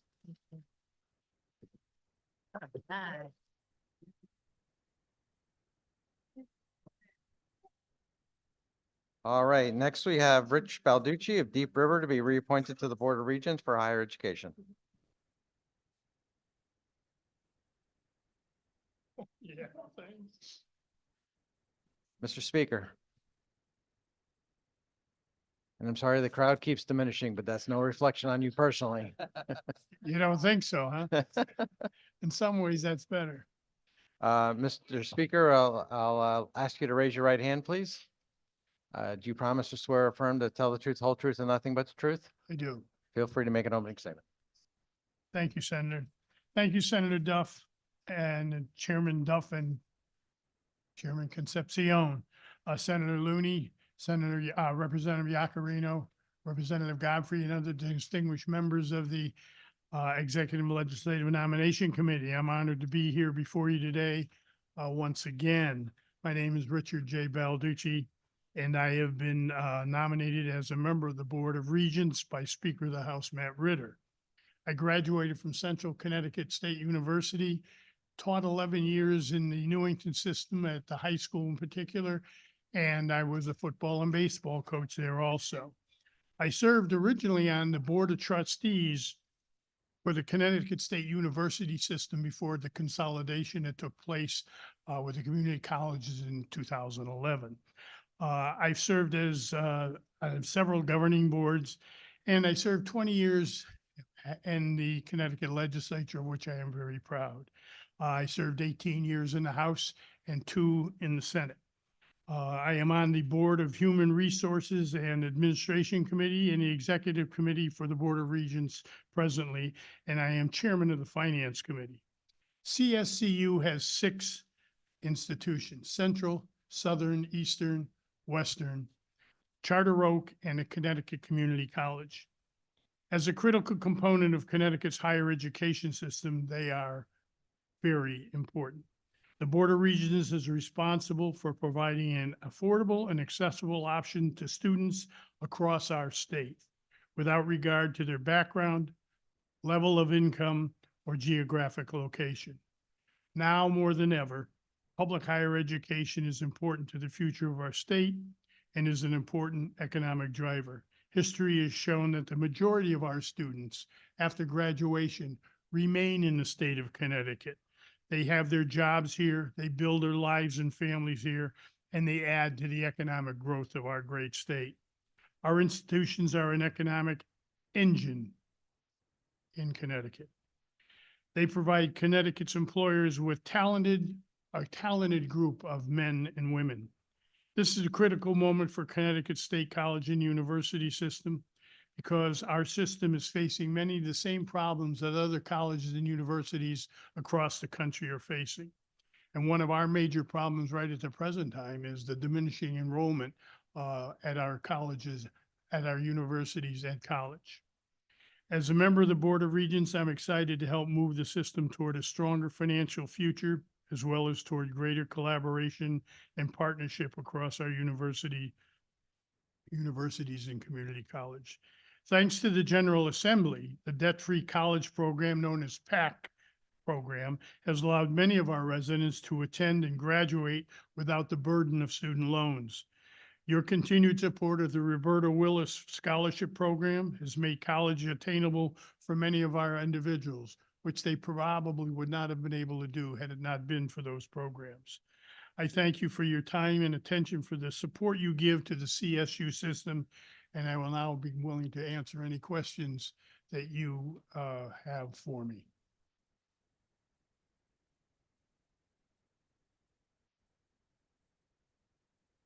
Thank you very much, Mr. Balducci, and congratulations on your renomination. Thank you, So Mr. how long have Chairman. you served currently? On the Board of Regents? Well, I have been a member of the board since 1996. Just really one question for you. And you mentioned in your testimony on the student enrollment situation and how student enrollment is down nationwide, just not here in the state of Connecticut. Has the board discussed any mitigation strategies to try to increase, whether it's marketing or going right to high school? They are, and we're putting more people in programs, attending high schools and talking to counselors at the high school level, trying to get students to enroll, take courses now, which will be accepted at the community college level, and working on an articulation agreement also, which will help get community college students to move the credits that they have directly into our university system, Central, Southern, Eastern, and Western. Prior to this, some of those credits were not accepted, and many of those students, whether they're paying students or not, have an issue with taking 20 credits and finding out 10 of them aren't acceptable at the university level. And one of the things I've asked the system office to come up with is a resolution to that so that we can have a smooth flow and get students who are graduating from the community colleges into one of our universities. Thank you very much, Mr. Chairman. That's all I had. Thank you, Representative. Representative Cochran. Oh, Senator Looney, you have something? Thank you, Mr. Chairman. Congratulations, Mr. Speaker. Great to see you here once again. And Thank that's, you, Senator. And I congratulate you on your long career in public service. And obviously, we served together in the House of Representatives and in the Senate for those Yes, we did. one term that you were there was my first term, right? So that just one thing I wanted to ask. Obviously, your years on the serving in the boards of higher ed. We obviously we've heard that. Because of some decline in enrollment, I know that I think the administration has said that provides an opportunity for cost savings, and that budget cuts are appropriate because of the fact that enrollment is down. And I'd like to hear your reaction to that. But also, I know my concern is that enrollment, a certain decline in enrollment, doesn't necessarily mean that savings can follow accordingly. Because if you had 20 kids in a class and now you have 17, your enrollment is down, but you still need that class. So it doesn't necessarily translate to needs being changed for faculty and both full-time and adjunct faculty.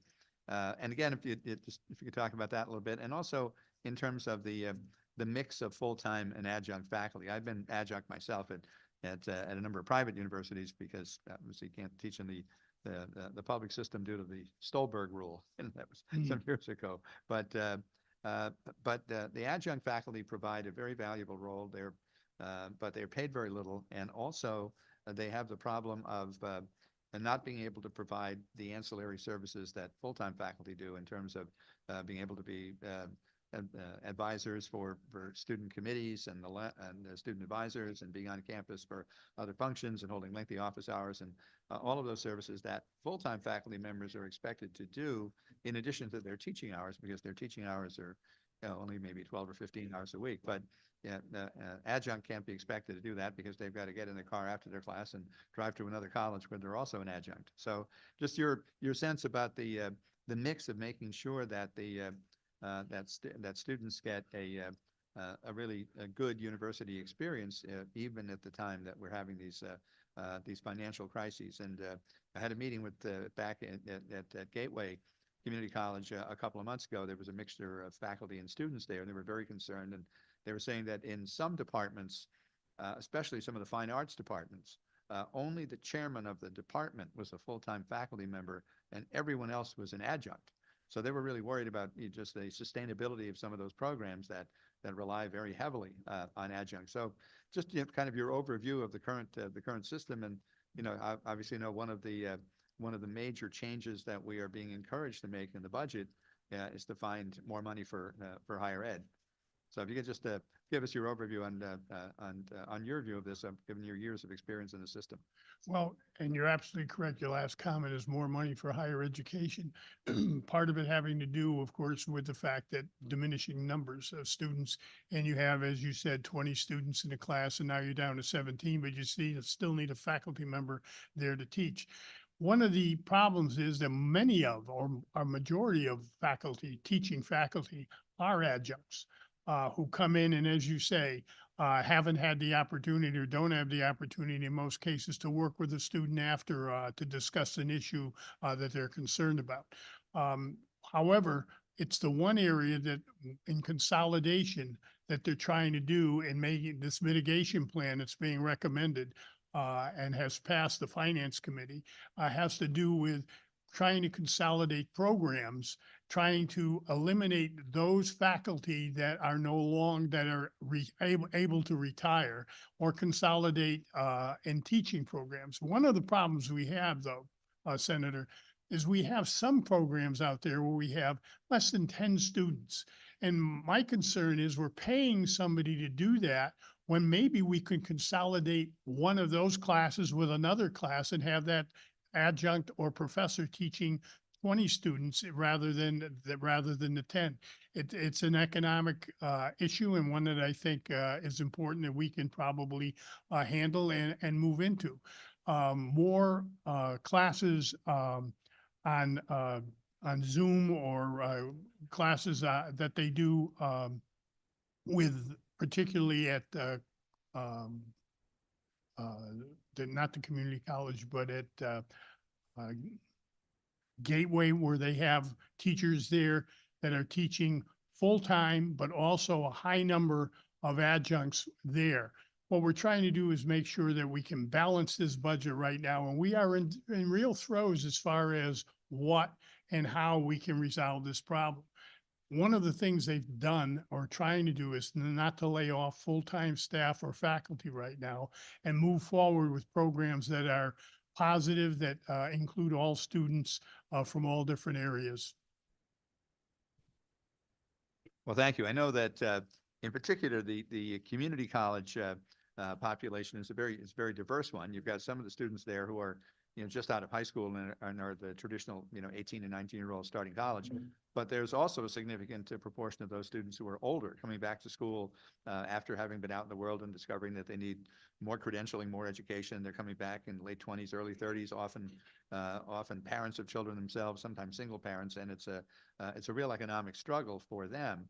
And I know with the consolidation of the community college system into basically a single community college with 12 different campuses, I know they've been talking about trying to find ways allow students have the eligibility to take a class at other campuses. So, you know, if the class isn't offered at Right. Gateway, you could take it at Housatonic or something like that. But there's also a transportation problem for many of these students. They're low-income students. Often they don't have cars. You know, is the system looking to provide buses, shuttle buses between the campuses, or try to find ways to accommodate the flexibility that they're saying exists now by having a consolidated system, but can the students really access it? The question, that's a good question. Trying to make it happen is the difficult part. Being able to do things, programs such as they do at Charter Oak, where it's not a teaching school as such, but where they do things on computers, et cetera, is one way that we can help with this program, with these ideas of getting these students to move forward and to be able to complete classes that they need. We want to make sure that the students, and I feel the students that I think need the most help really, Senator, are the ones at the community college level. And as you said, the traditional way that, at least that I went to school, and probably you went in after high school, hopefully you got out in 4 or 5 years, graduated and did whatever, going on to graduate school or whatever. Most of these students aren't that way. Many of them are parents, single parents, who are struggling to make ends meet. And this PAC program that we have is a helpful method for them. The Roberta Willis Scholarship Fund is helpful for some of these students, and hoping that they can get their degrees and move on to the university system. And with the help of a program where they don't lose credits as they move along. This is also has been a problem in the past. They've got 30 credits and only 15 are accepted at Central or Southern. Not good. This articulation agreement I was mentioned earlier will really help so that they can get those credits moved on. They can get a degree from the community college and move on, and also get a degree at the university level.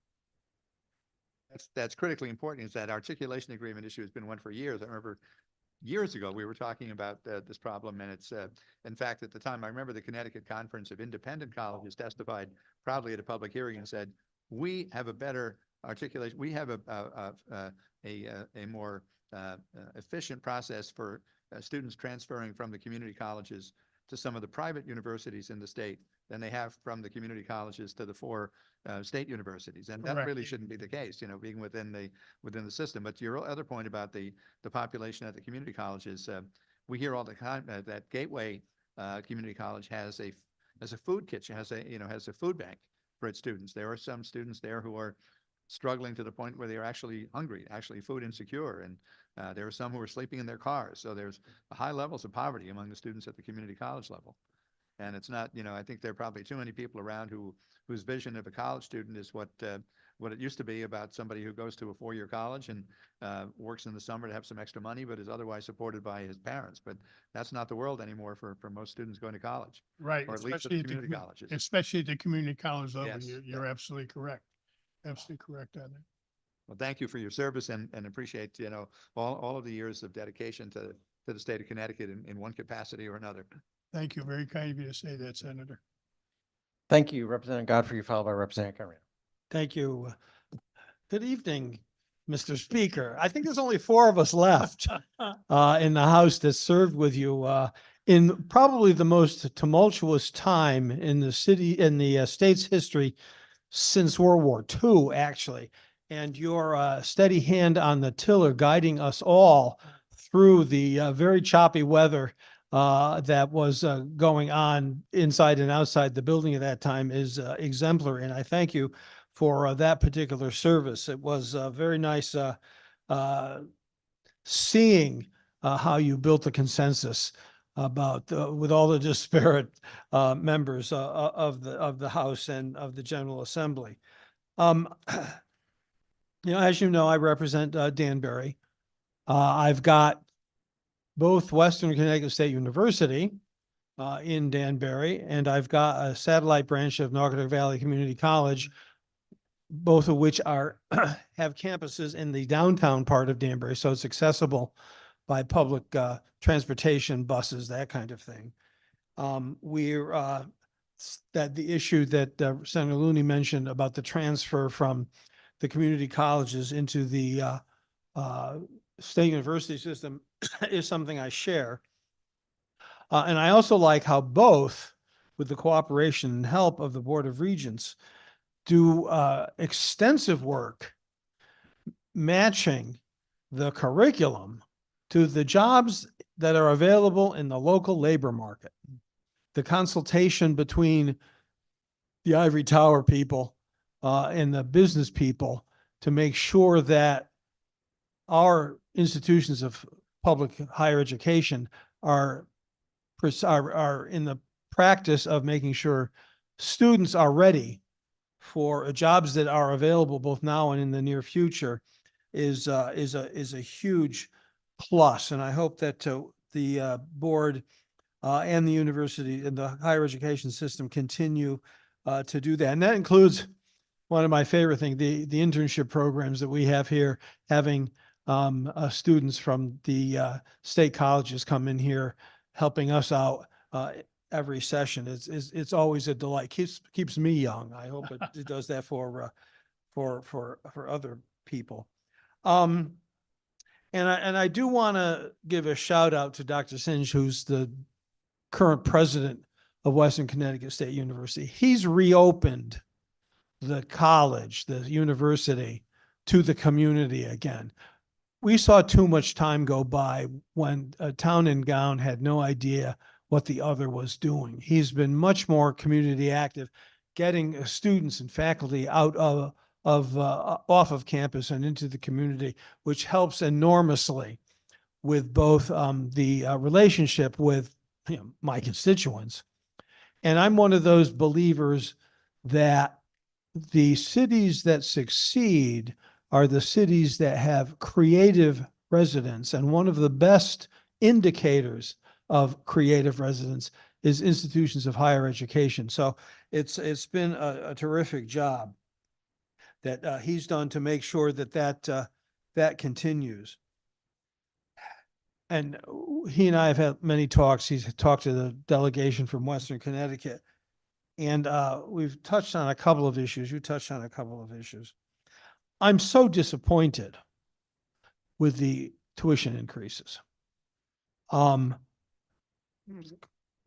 Student population is down. I have to think that part of it is because we're making it less affordable than it used to be. And I know we've put the Board of Regents and the institution in a very tough position because, in my humble opinion, we really underfund the entire system. But what did you have to go through as that issue was being considered by the Board of Regents? The funding method. The tuition increase first. Well, it's. We'll first come of back all- to some more first of funding. all, the tuition increase was not something I enjoyed doing at all. Yeah. I sat through there. I am the finance chairman of the Board of Regents, so I had to bring out the bill or the language that raised tuition 5%. And there were a host of students, young men and women, I'd say young, but not all of them. Many of them were mature men and women who stood there saying, this is a difficult thing for me to be able to do this. And then the faculty, of course, got up and supported them. It's easy to sit back and say, well, you should do this and you should do that and you could save dollars. But when you have the chancellor and all of the people around him coming up with ideas and thoughts as to what can best be done to resolve the tuition problem, to resolve the monetary problem. And some of them come back, with all due respect, to this institution where, or maybe to the executive branch where we've had hopefully an understanding where costs as far as our retirement costs, which have gone up, we have an increase in salaries and wages, but along with that goes the fringe benefit costs, which have become, quite expensive over the years. So trying to manage those is not an easy thing, and trying to come up with a solution is not an easy thing. And of course, we have to deal with the unions, which in their rights, they're out there trying to fight for what they think is best. We are trying to fight for what's best. And sometimes what we're fighting for, both of us, we come into a little bit of conflict over.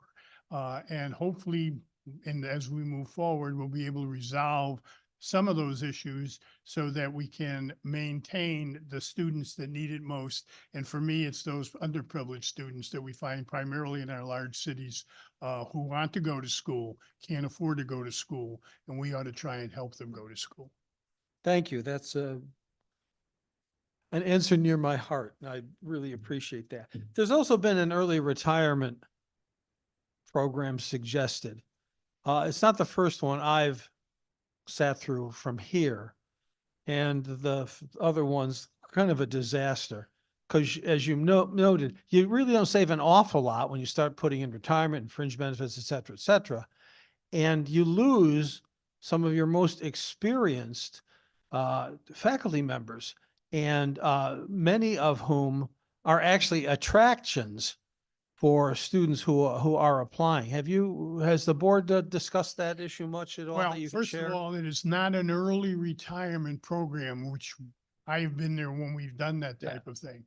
In other words, the program they are offering right now, you have to be eligible to retire, meet all the requirements age-wise and years-wise. So if you wish to retire today, you can put your name in and retire on your own. What this is an incentive to get more eligible faculty and staff to retire, giving them what basically is a bonus of like $30,000. However, some of those old other positions may not be refilled. You're going to lose people who are making, I don't know, we'll pick a number, $100,000, hiring new people in that are making, I don't know, I just using numbers, $50,000. So there's a savings in the long run as you move through that. But it is definitely not an early retirement program as the legislature has done in the past. You have to be eligible to retire anyway. This is kind of an encouragement to get some of those faculty and staff to retire. I've been disappointed by the level of financial support for the entire system. Since you're the finance chair, how much do you think we should really be spending? Spending much or more? needing? Oh, how much should we, Representative Guy? I don't want to put you on the spot, Well, but my dad once taught me hogs get fat and pigs get slaughtered. I suppose I could ask for an unreasonable amount, but I know we need somewhere in the $100 million range yeah, to do this. We've already cut back approximately $100 million with the mitigation program that's been passed. So if we're somewhere in that ballpark, maybe a little above, maybe a little below, but that's somewhere where I'm thinking that we have to be in order to be successful.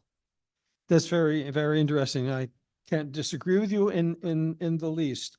That's all the questions I have. Congratulations. You've been on this board since the 20th century, I guess is the way to describe it. And I so appreciate your, not only your service, but your advocacy, especially for students. Thank you. Thank you, Thank you, Representative. Mr. Chair. Thank you, Representative Yakarino. Thank you, Mr. Chair. I'm not going to have any questions because I've heard most of them have been asked, but I do want to say congratulations. And we're lucky, I believe, in the state of Connecticut to have somebody like you, Mr. Speaker, for all the years of service, but also your wisdom and thoughtfulness when it comes to higher education, doing what's right at the end of the day. And it's not an easy task, but I just want to say congratulations and thank you so much. Thank you. Thank you for your comments, Representative Yakarino.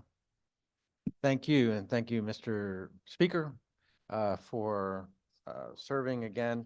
I won't belabor it. I just know that there are, there's been a lot of issues with our Board of Regents, community colleges and state colleges that need to get ironed out. Some administrative, some others.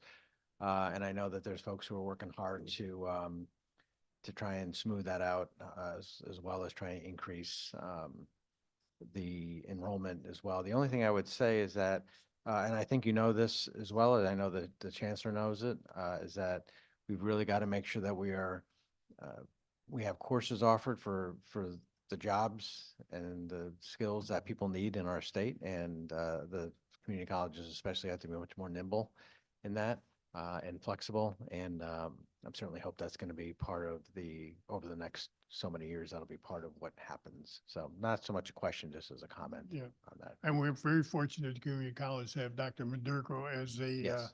head, he is one super guy that's doing, I believe, a super job in what is not an easy job at all. Yes, I would agree. Okay, with that, I will just ask you the question you've been asked many times in this committee. Is there anything in your past that would impact the committee, the legislature, the state of Connecticut, the governor, and my friend Representative Yacarino? No, Okay, thank you very much. thank you. Thank you very much. Thank you all. Have a great vacation weekend, I think. Thank you. Next, if we can get done. Next is Alex Harris of Richfield, be a member of the Commission on Human Rights and Opportunity.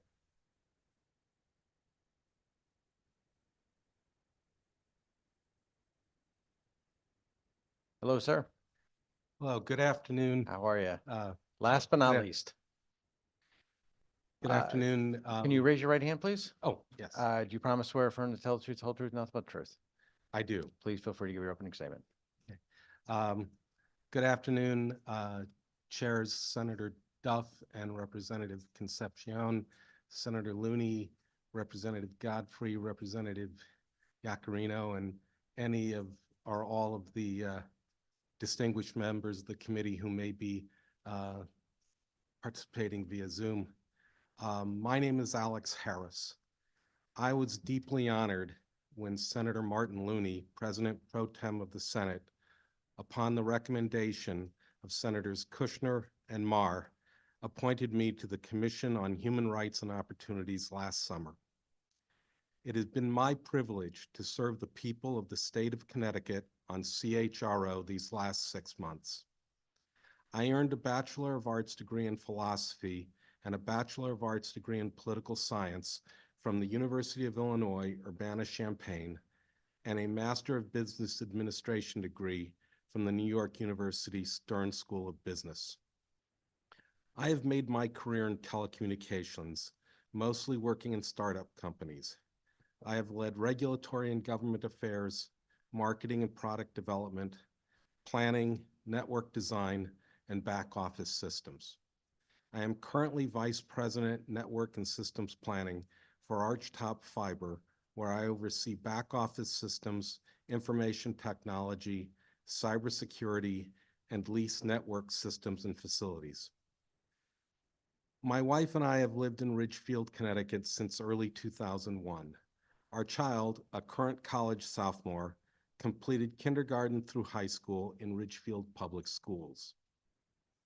I volunteer with various nonprofit community organizations. I co-founded Ridgefield Allies, an anti-racism organization, serve on the advisory board of Ridgefield CT Pride, an LGBTQ+ support and advocacy organization, volunteer with Ridgefield Responds, a humanitarian organization, and volunteer with Friends of Ridgefield Community Programs, an umbrella organization supporting several community nonprofits, among other organizations. My CHRO tenure is short, and I am somewhat low on the learning curve. Nonetheless, my brief experience has reinforced my belief that CHRO's objectives and the outstanding conscientious labors of its dedicated professional staff are essential to safeguarding and expanding civil rights for all residents of our state. In the current era of backlash and attacks on human and civil rights across the globe, the need for CHRO and its mission is acute. Human rights are the cornerstone of the core freedom to be one's true self and live one's best life. Diversity, equity, and inclusion is a phrase recently added to public vernacular, but the concept is intrinsic to our country's founding commitment to safeguard rights to life, liberty, and the pursuit of happiness. The corrosive effects of discrimination, repression, and retribution fall most heavily on their direct targets, but also rob the whole of society of the diverse and inestimable contributions of its most vulnerable members. All rights and freedoms to which humans aspire remain universally unattainable unless government, the private sector institutions, and commerce are continuously motivated to root out bias and to support every person in living their best life. CHRO is an important motivator. I thank Senator Looney, the chairs, and the committee for your current consideration, and I'm happy to answer any questions you may have. Thank you very much for coming in and for your testimony. I appreciate it. Any questions on members of the committee? Representative Godfrey. Less questions and just more of a commentary. I'm so happy with some of the things you've just said. There are many things that keep me awake at night, but and I try not to watch like television news because that's what keeps me awake at night.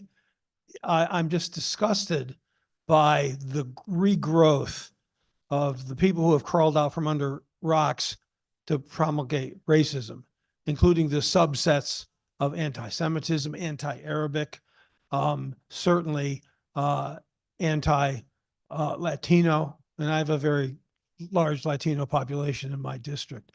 And CHRO is one of the bastions to help mitigate, if not correct, a lot of these new attitudes. And so I just wanted to thank you for being willing to serve and be willing to carry that burden, because it is a large one here in the first 25 years of the 21st century. Thank you so very much, Mr. Harris. Thank you. It is an honor. Senator Looney, followed by Senator Kushner. Thank you, Mr. Chairman. Just wanted to thank you, Mr. Harris, for your willingness to take this on. You have a distinguished record of advocacy for fairness and for opposing discrimination in all of its forms. And I was very pleased to be able to act on Senator Kushner's recommendation. And thank you so much for being willing to take on this public service. Thank you. Thank you, Senator. Senator Kushner. Thank you, Senator Duff, and thank you to the members of the committee that are here today. I just wanted to say I'm sorry I couldn't be there in person to speak to you all about this nominee, because I have had the pleasure of getting to know you, Alex, as one of my constituents, but mostly as someone who has really demonstrated leadership in the district and specifically in Ridgefield on these issues for many years. And I think your ability to contribute what you've learned from your own life experiences and that of your family will make a huge impact on the state. And I know also from working with CHRO on a number of legislative issues, the importance of that commission, and I think you'll be a great addition there. So again, I'm sorry I couldn't be there in person to support this nominee. He is a valuable friend and asset in our community. So thank you so much, Alex, and best of luck to you. I feel pretty confident you're going to be recommended by this committee. Thank you. Thank you so much. Okay, thank you very much for your testimony. Any other questions from members of the committee? Okay, seeing none, we'll ask the question. Anything in your past that might prove to be embarrassing to the legislature, to the governor, to this committee, to the state of Connecticut? No, sir. No. How are you pointing? No, sir. Hold on one second.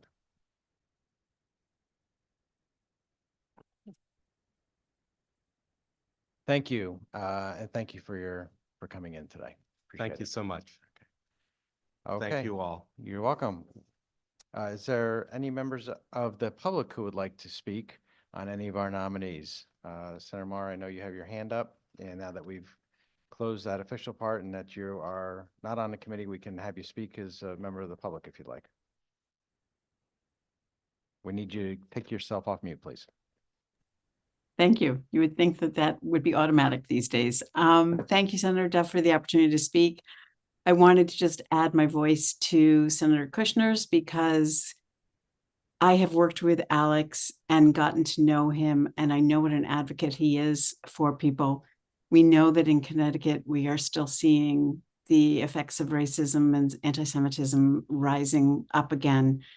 and continuing. And I am so happy to have Alex's voice at the table because I know he speaks for everyone and thinks about the impact of that kind of behavior on people. So I'm glad that we were able to nominate him, and I thank you for the opportunity to speak.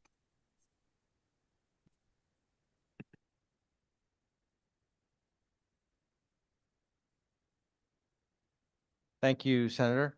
I don't think there's any other members of the public who wishes to speak, so we'll close the public hearing for Executive and Legislative Nominations Committee, and we will reconvene our meeting of the Executive and Legislative Nominations Committee.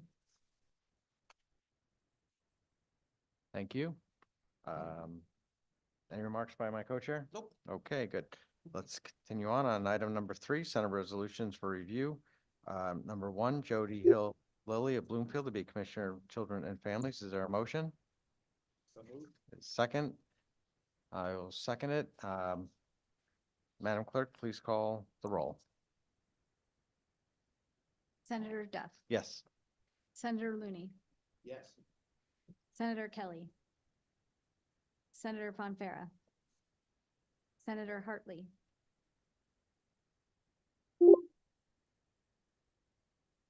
Senator Kushner, Senator Kushner votes yes.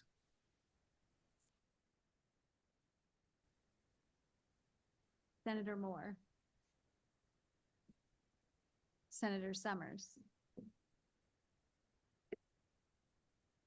That's your roll. Okay, thank you. We will hold the votes open. We'll determine what time in a second.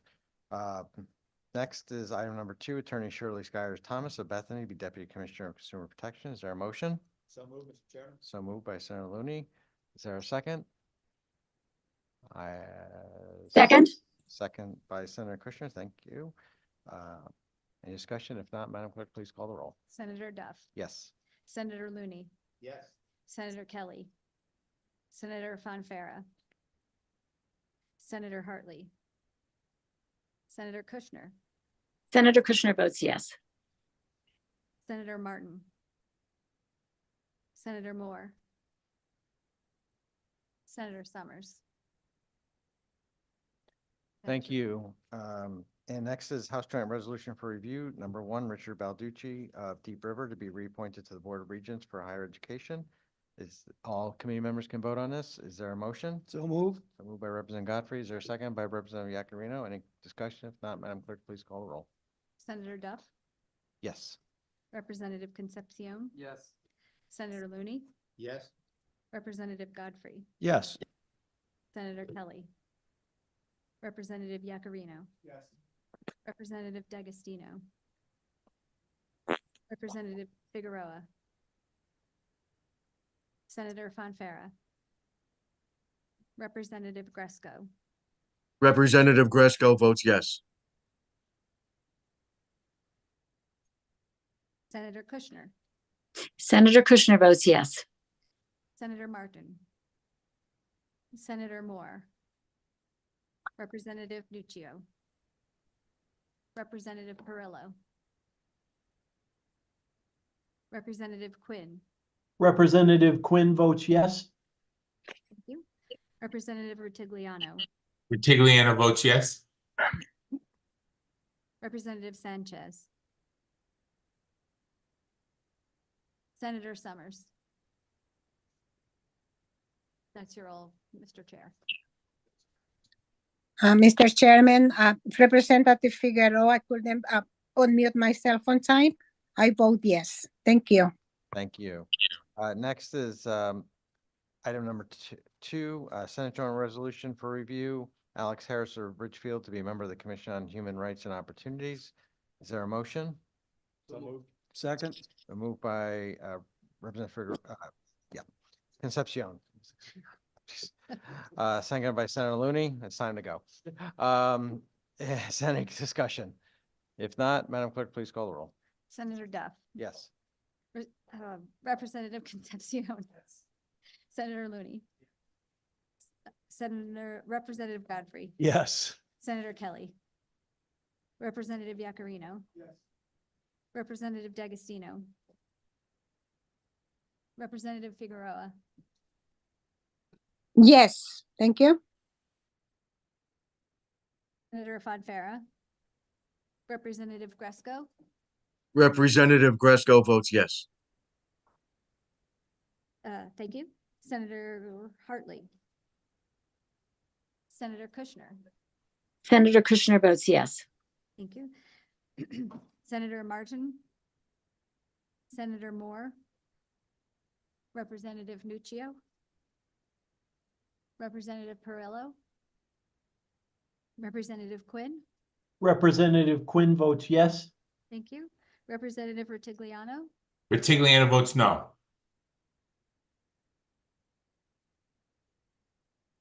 Representative Sanchez. Senator Summers.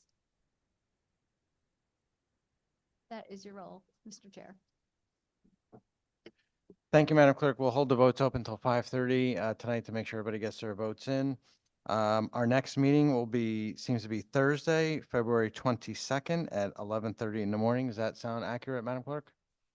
Okay, with that, we will recess this meeting until right now until 5:30. Thank you.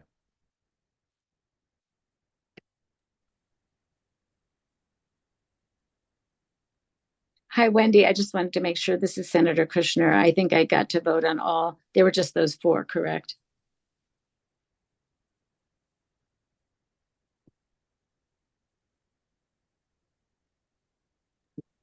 Yes, Senator Kushner, I'm sorry, you're kind of funny. I couldn't hear you.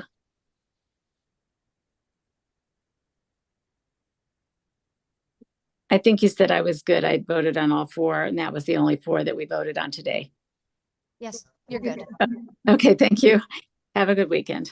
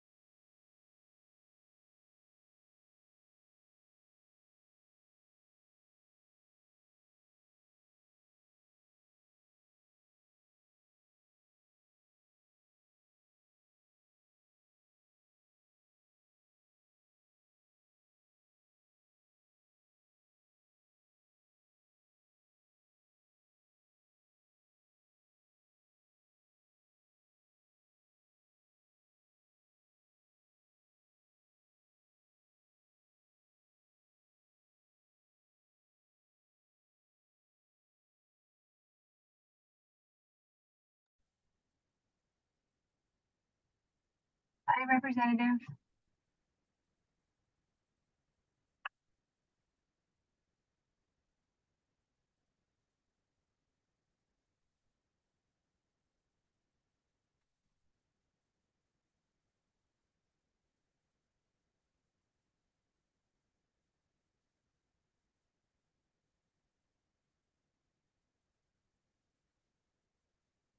Let me know if you can hear me.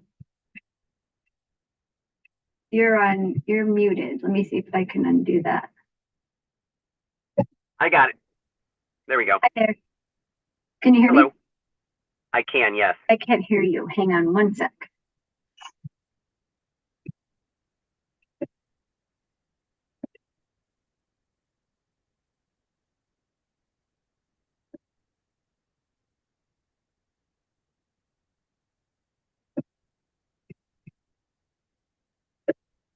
Let's try that. Can you hear me now? I can, yes. I can hear you. Awesome. Good. Okay. Where are my towels? Okay.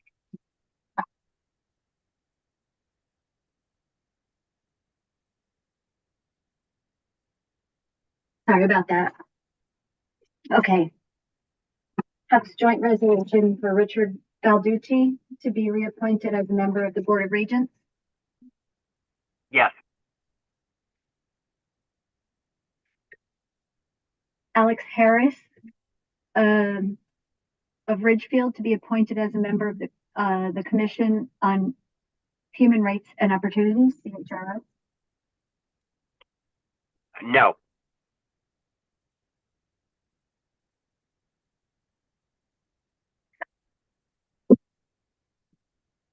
And then the other two were commissioners, and they were Senate resolutions because we had House resolutions yesterday.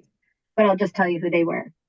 Jody Hill Lilly for DCF and Shirley Slayers Thomas for Deputy DCP. Got it. Okay. So I will see you Thanks, next Wendy. week. Thank you very much. You got it. Bye. Have a good weekend. You too.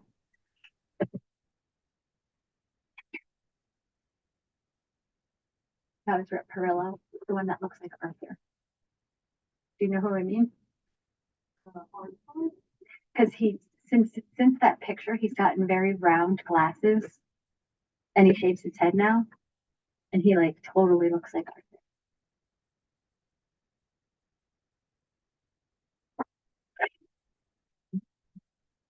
Arthur. Back when Rhonda first like took over as being like the clerk, the head of the clerks, it used to be fun here.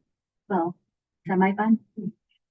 Every Friday we would go on a clerk walk until we got in trouble for doing that because some people don't like us to have any bonding or fun. And we also had a little Halloween party for just the clerks, which was really nice because like a lot of times it's hard for like all the clerks to even like know each other because we're all over the place. I was Arthur. I made a little headband with the ears, and I wore a yellow sweater with like a white shirt, and I would just go.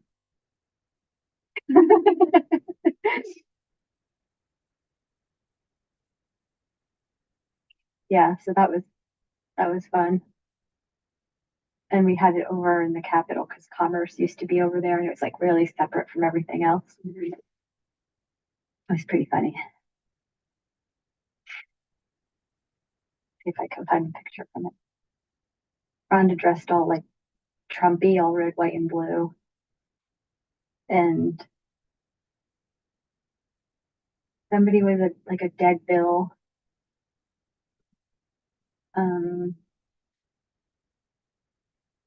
Somebody was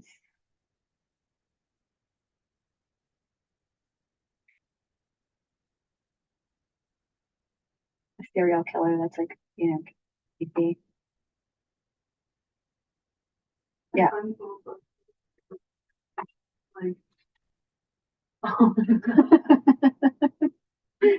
You just like wore like little boxes of cereal with like blood coming out of them, like plastic knives. Yeah. Like, yeah.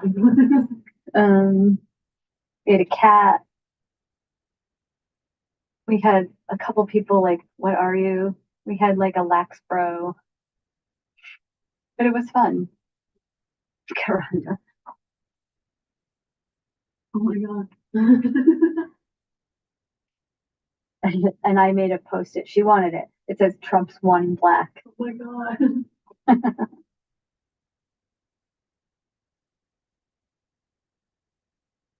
It was fun though. We went and got pizza, like brought it back and That sounds fun. Oh my gosh. Kids look so young in this picture. Holy cow. These are my kids in 2019. Especially Grace. Oh, I didn't think she was like that much more red. I wasn't so that. Her hair's like, it has some red in it. I have a picture of her when she was little and it's like, it looks crazy red. Her hair when I was little came out like black. It's not like it's really like, yeah, it's like dirty blonde. That's what hers is like, and she went like all blonde. First time I saw it, I was like, oh my god. Whatever. When she was little, she did like some like modeling and acting stuff. Like she's in this like short movie kind of PSA thing, and oh, it's in New York. For transportation alternatives, it's like ride your bike instead of using any kind of transit or for cars. And so she had like this management, whatever, and she couldn't like have her ears pierced, get braces, cut her hair, anything without telling them, because if they're sending her picture out, she needs to look like her picture. So now she's got like tattoos, so dyed her hair, and like some jobs they would say like she has to have her braces taken off. She had clear, but like that's insane. Yeah. I see kids on commercials with gnarly teeth.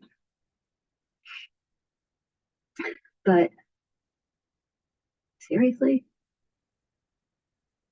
One thing she was in, I didn't even know until somebody else went to the place and saw her in their catalog. They signed a release, like they asked me to sign it, because they liked her. She was a really cute little kid. And she was very precocious. Like she would talk to adults in like she was a little adult, Mm-hmm. She's a little shit. Here she is on the cover of Hartford Foundation for Public Giving. Oh, wow. There's like other Capitol brats that when she had a party or something, and some other kid whose mom like worked around here, she's like, yeah, I was on the side of a bus for syphilis.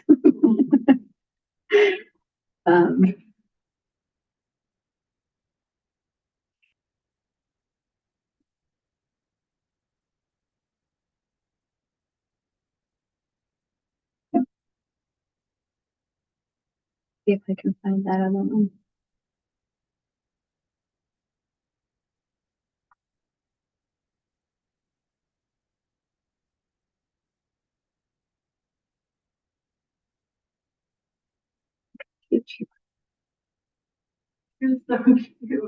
Yeah, she rode horses when she was little, and then we were not going to buy a horse, so we changed directions.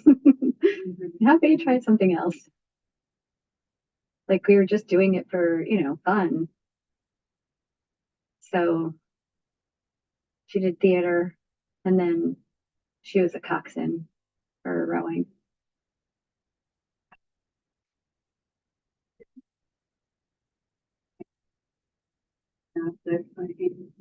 I did gymnastics from 2 to 18. I liked it when I was little, and then it became a job, and I ended up hating it. I wouldn't let her do it because of like body image issues. I wouldn't let her. I wouldn't let her do gymnastics, and she did ballet when she was like 2, you know, when like all little girls want to do ballet. And that was like just play, so it was fine, but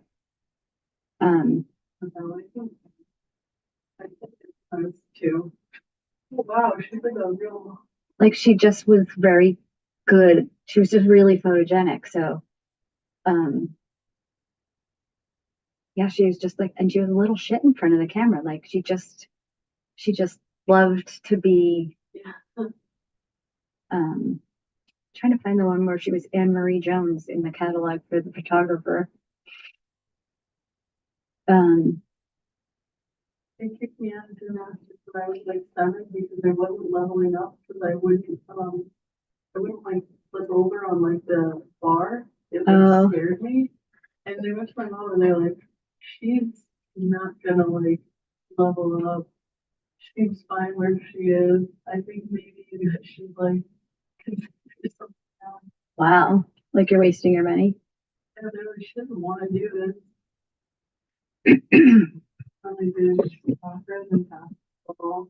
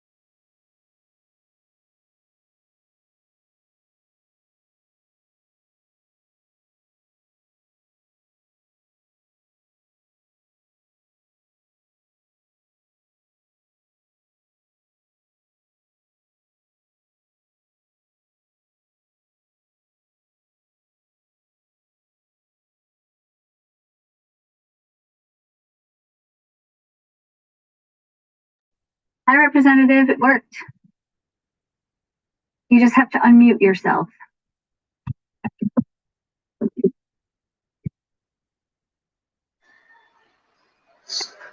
Can you hear me? Rep Sanchez, can you hear me? Wendy, am I in? Yes, you're in. Can you hear me? Can you hear me okay?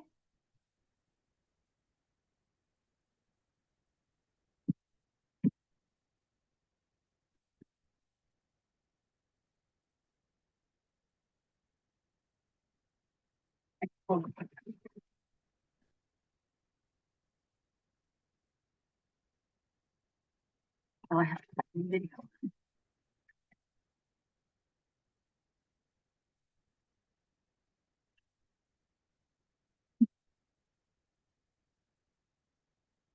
Trying to here so you can see.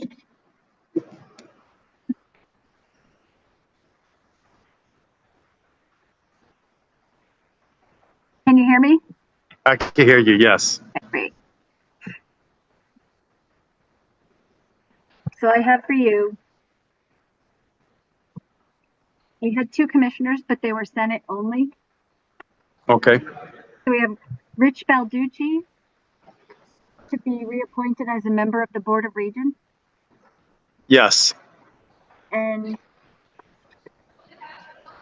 Alex Harris to be appointed as a member of CHRO. yes. Okay, you are all set. Thank you so much. I actually did have trouble getting back on. I had to use the browser on my phone this time. Well, I'm But glad thank it you was so nice. much. Thank you. Take care. Okay, have a great weekend. You too. Bye-bye. Bye.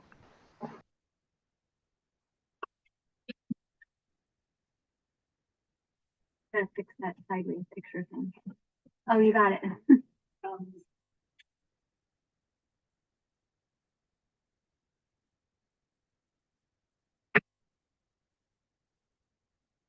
First part's in Harlem, and then when she's riding her bike, it's in Brooklyn.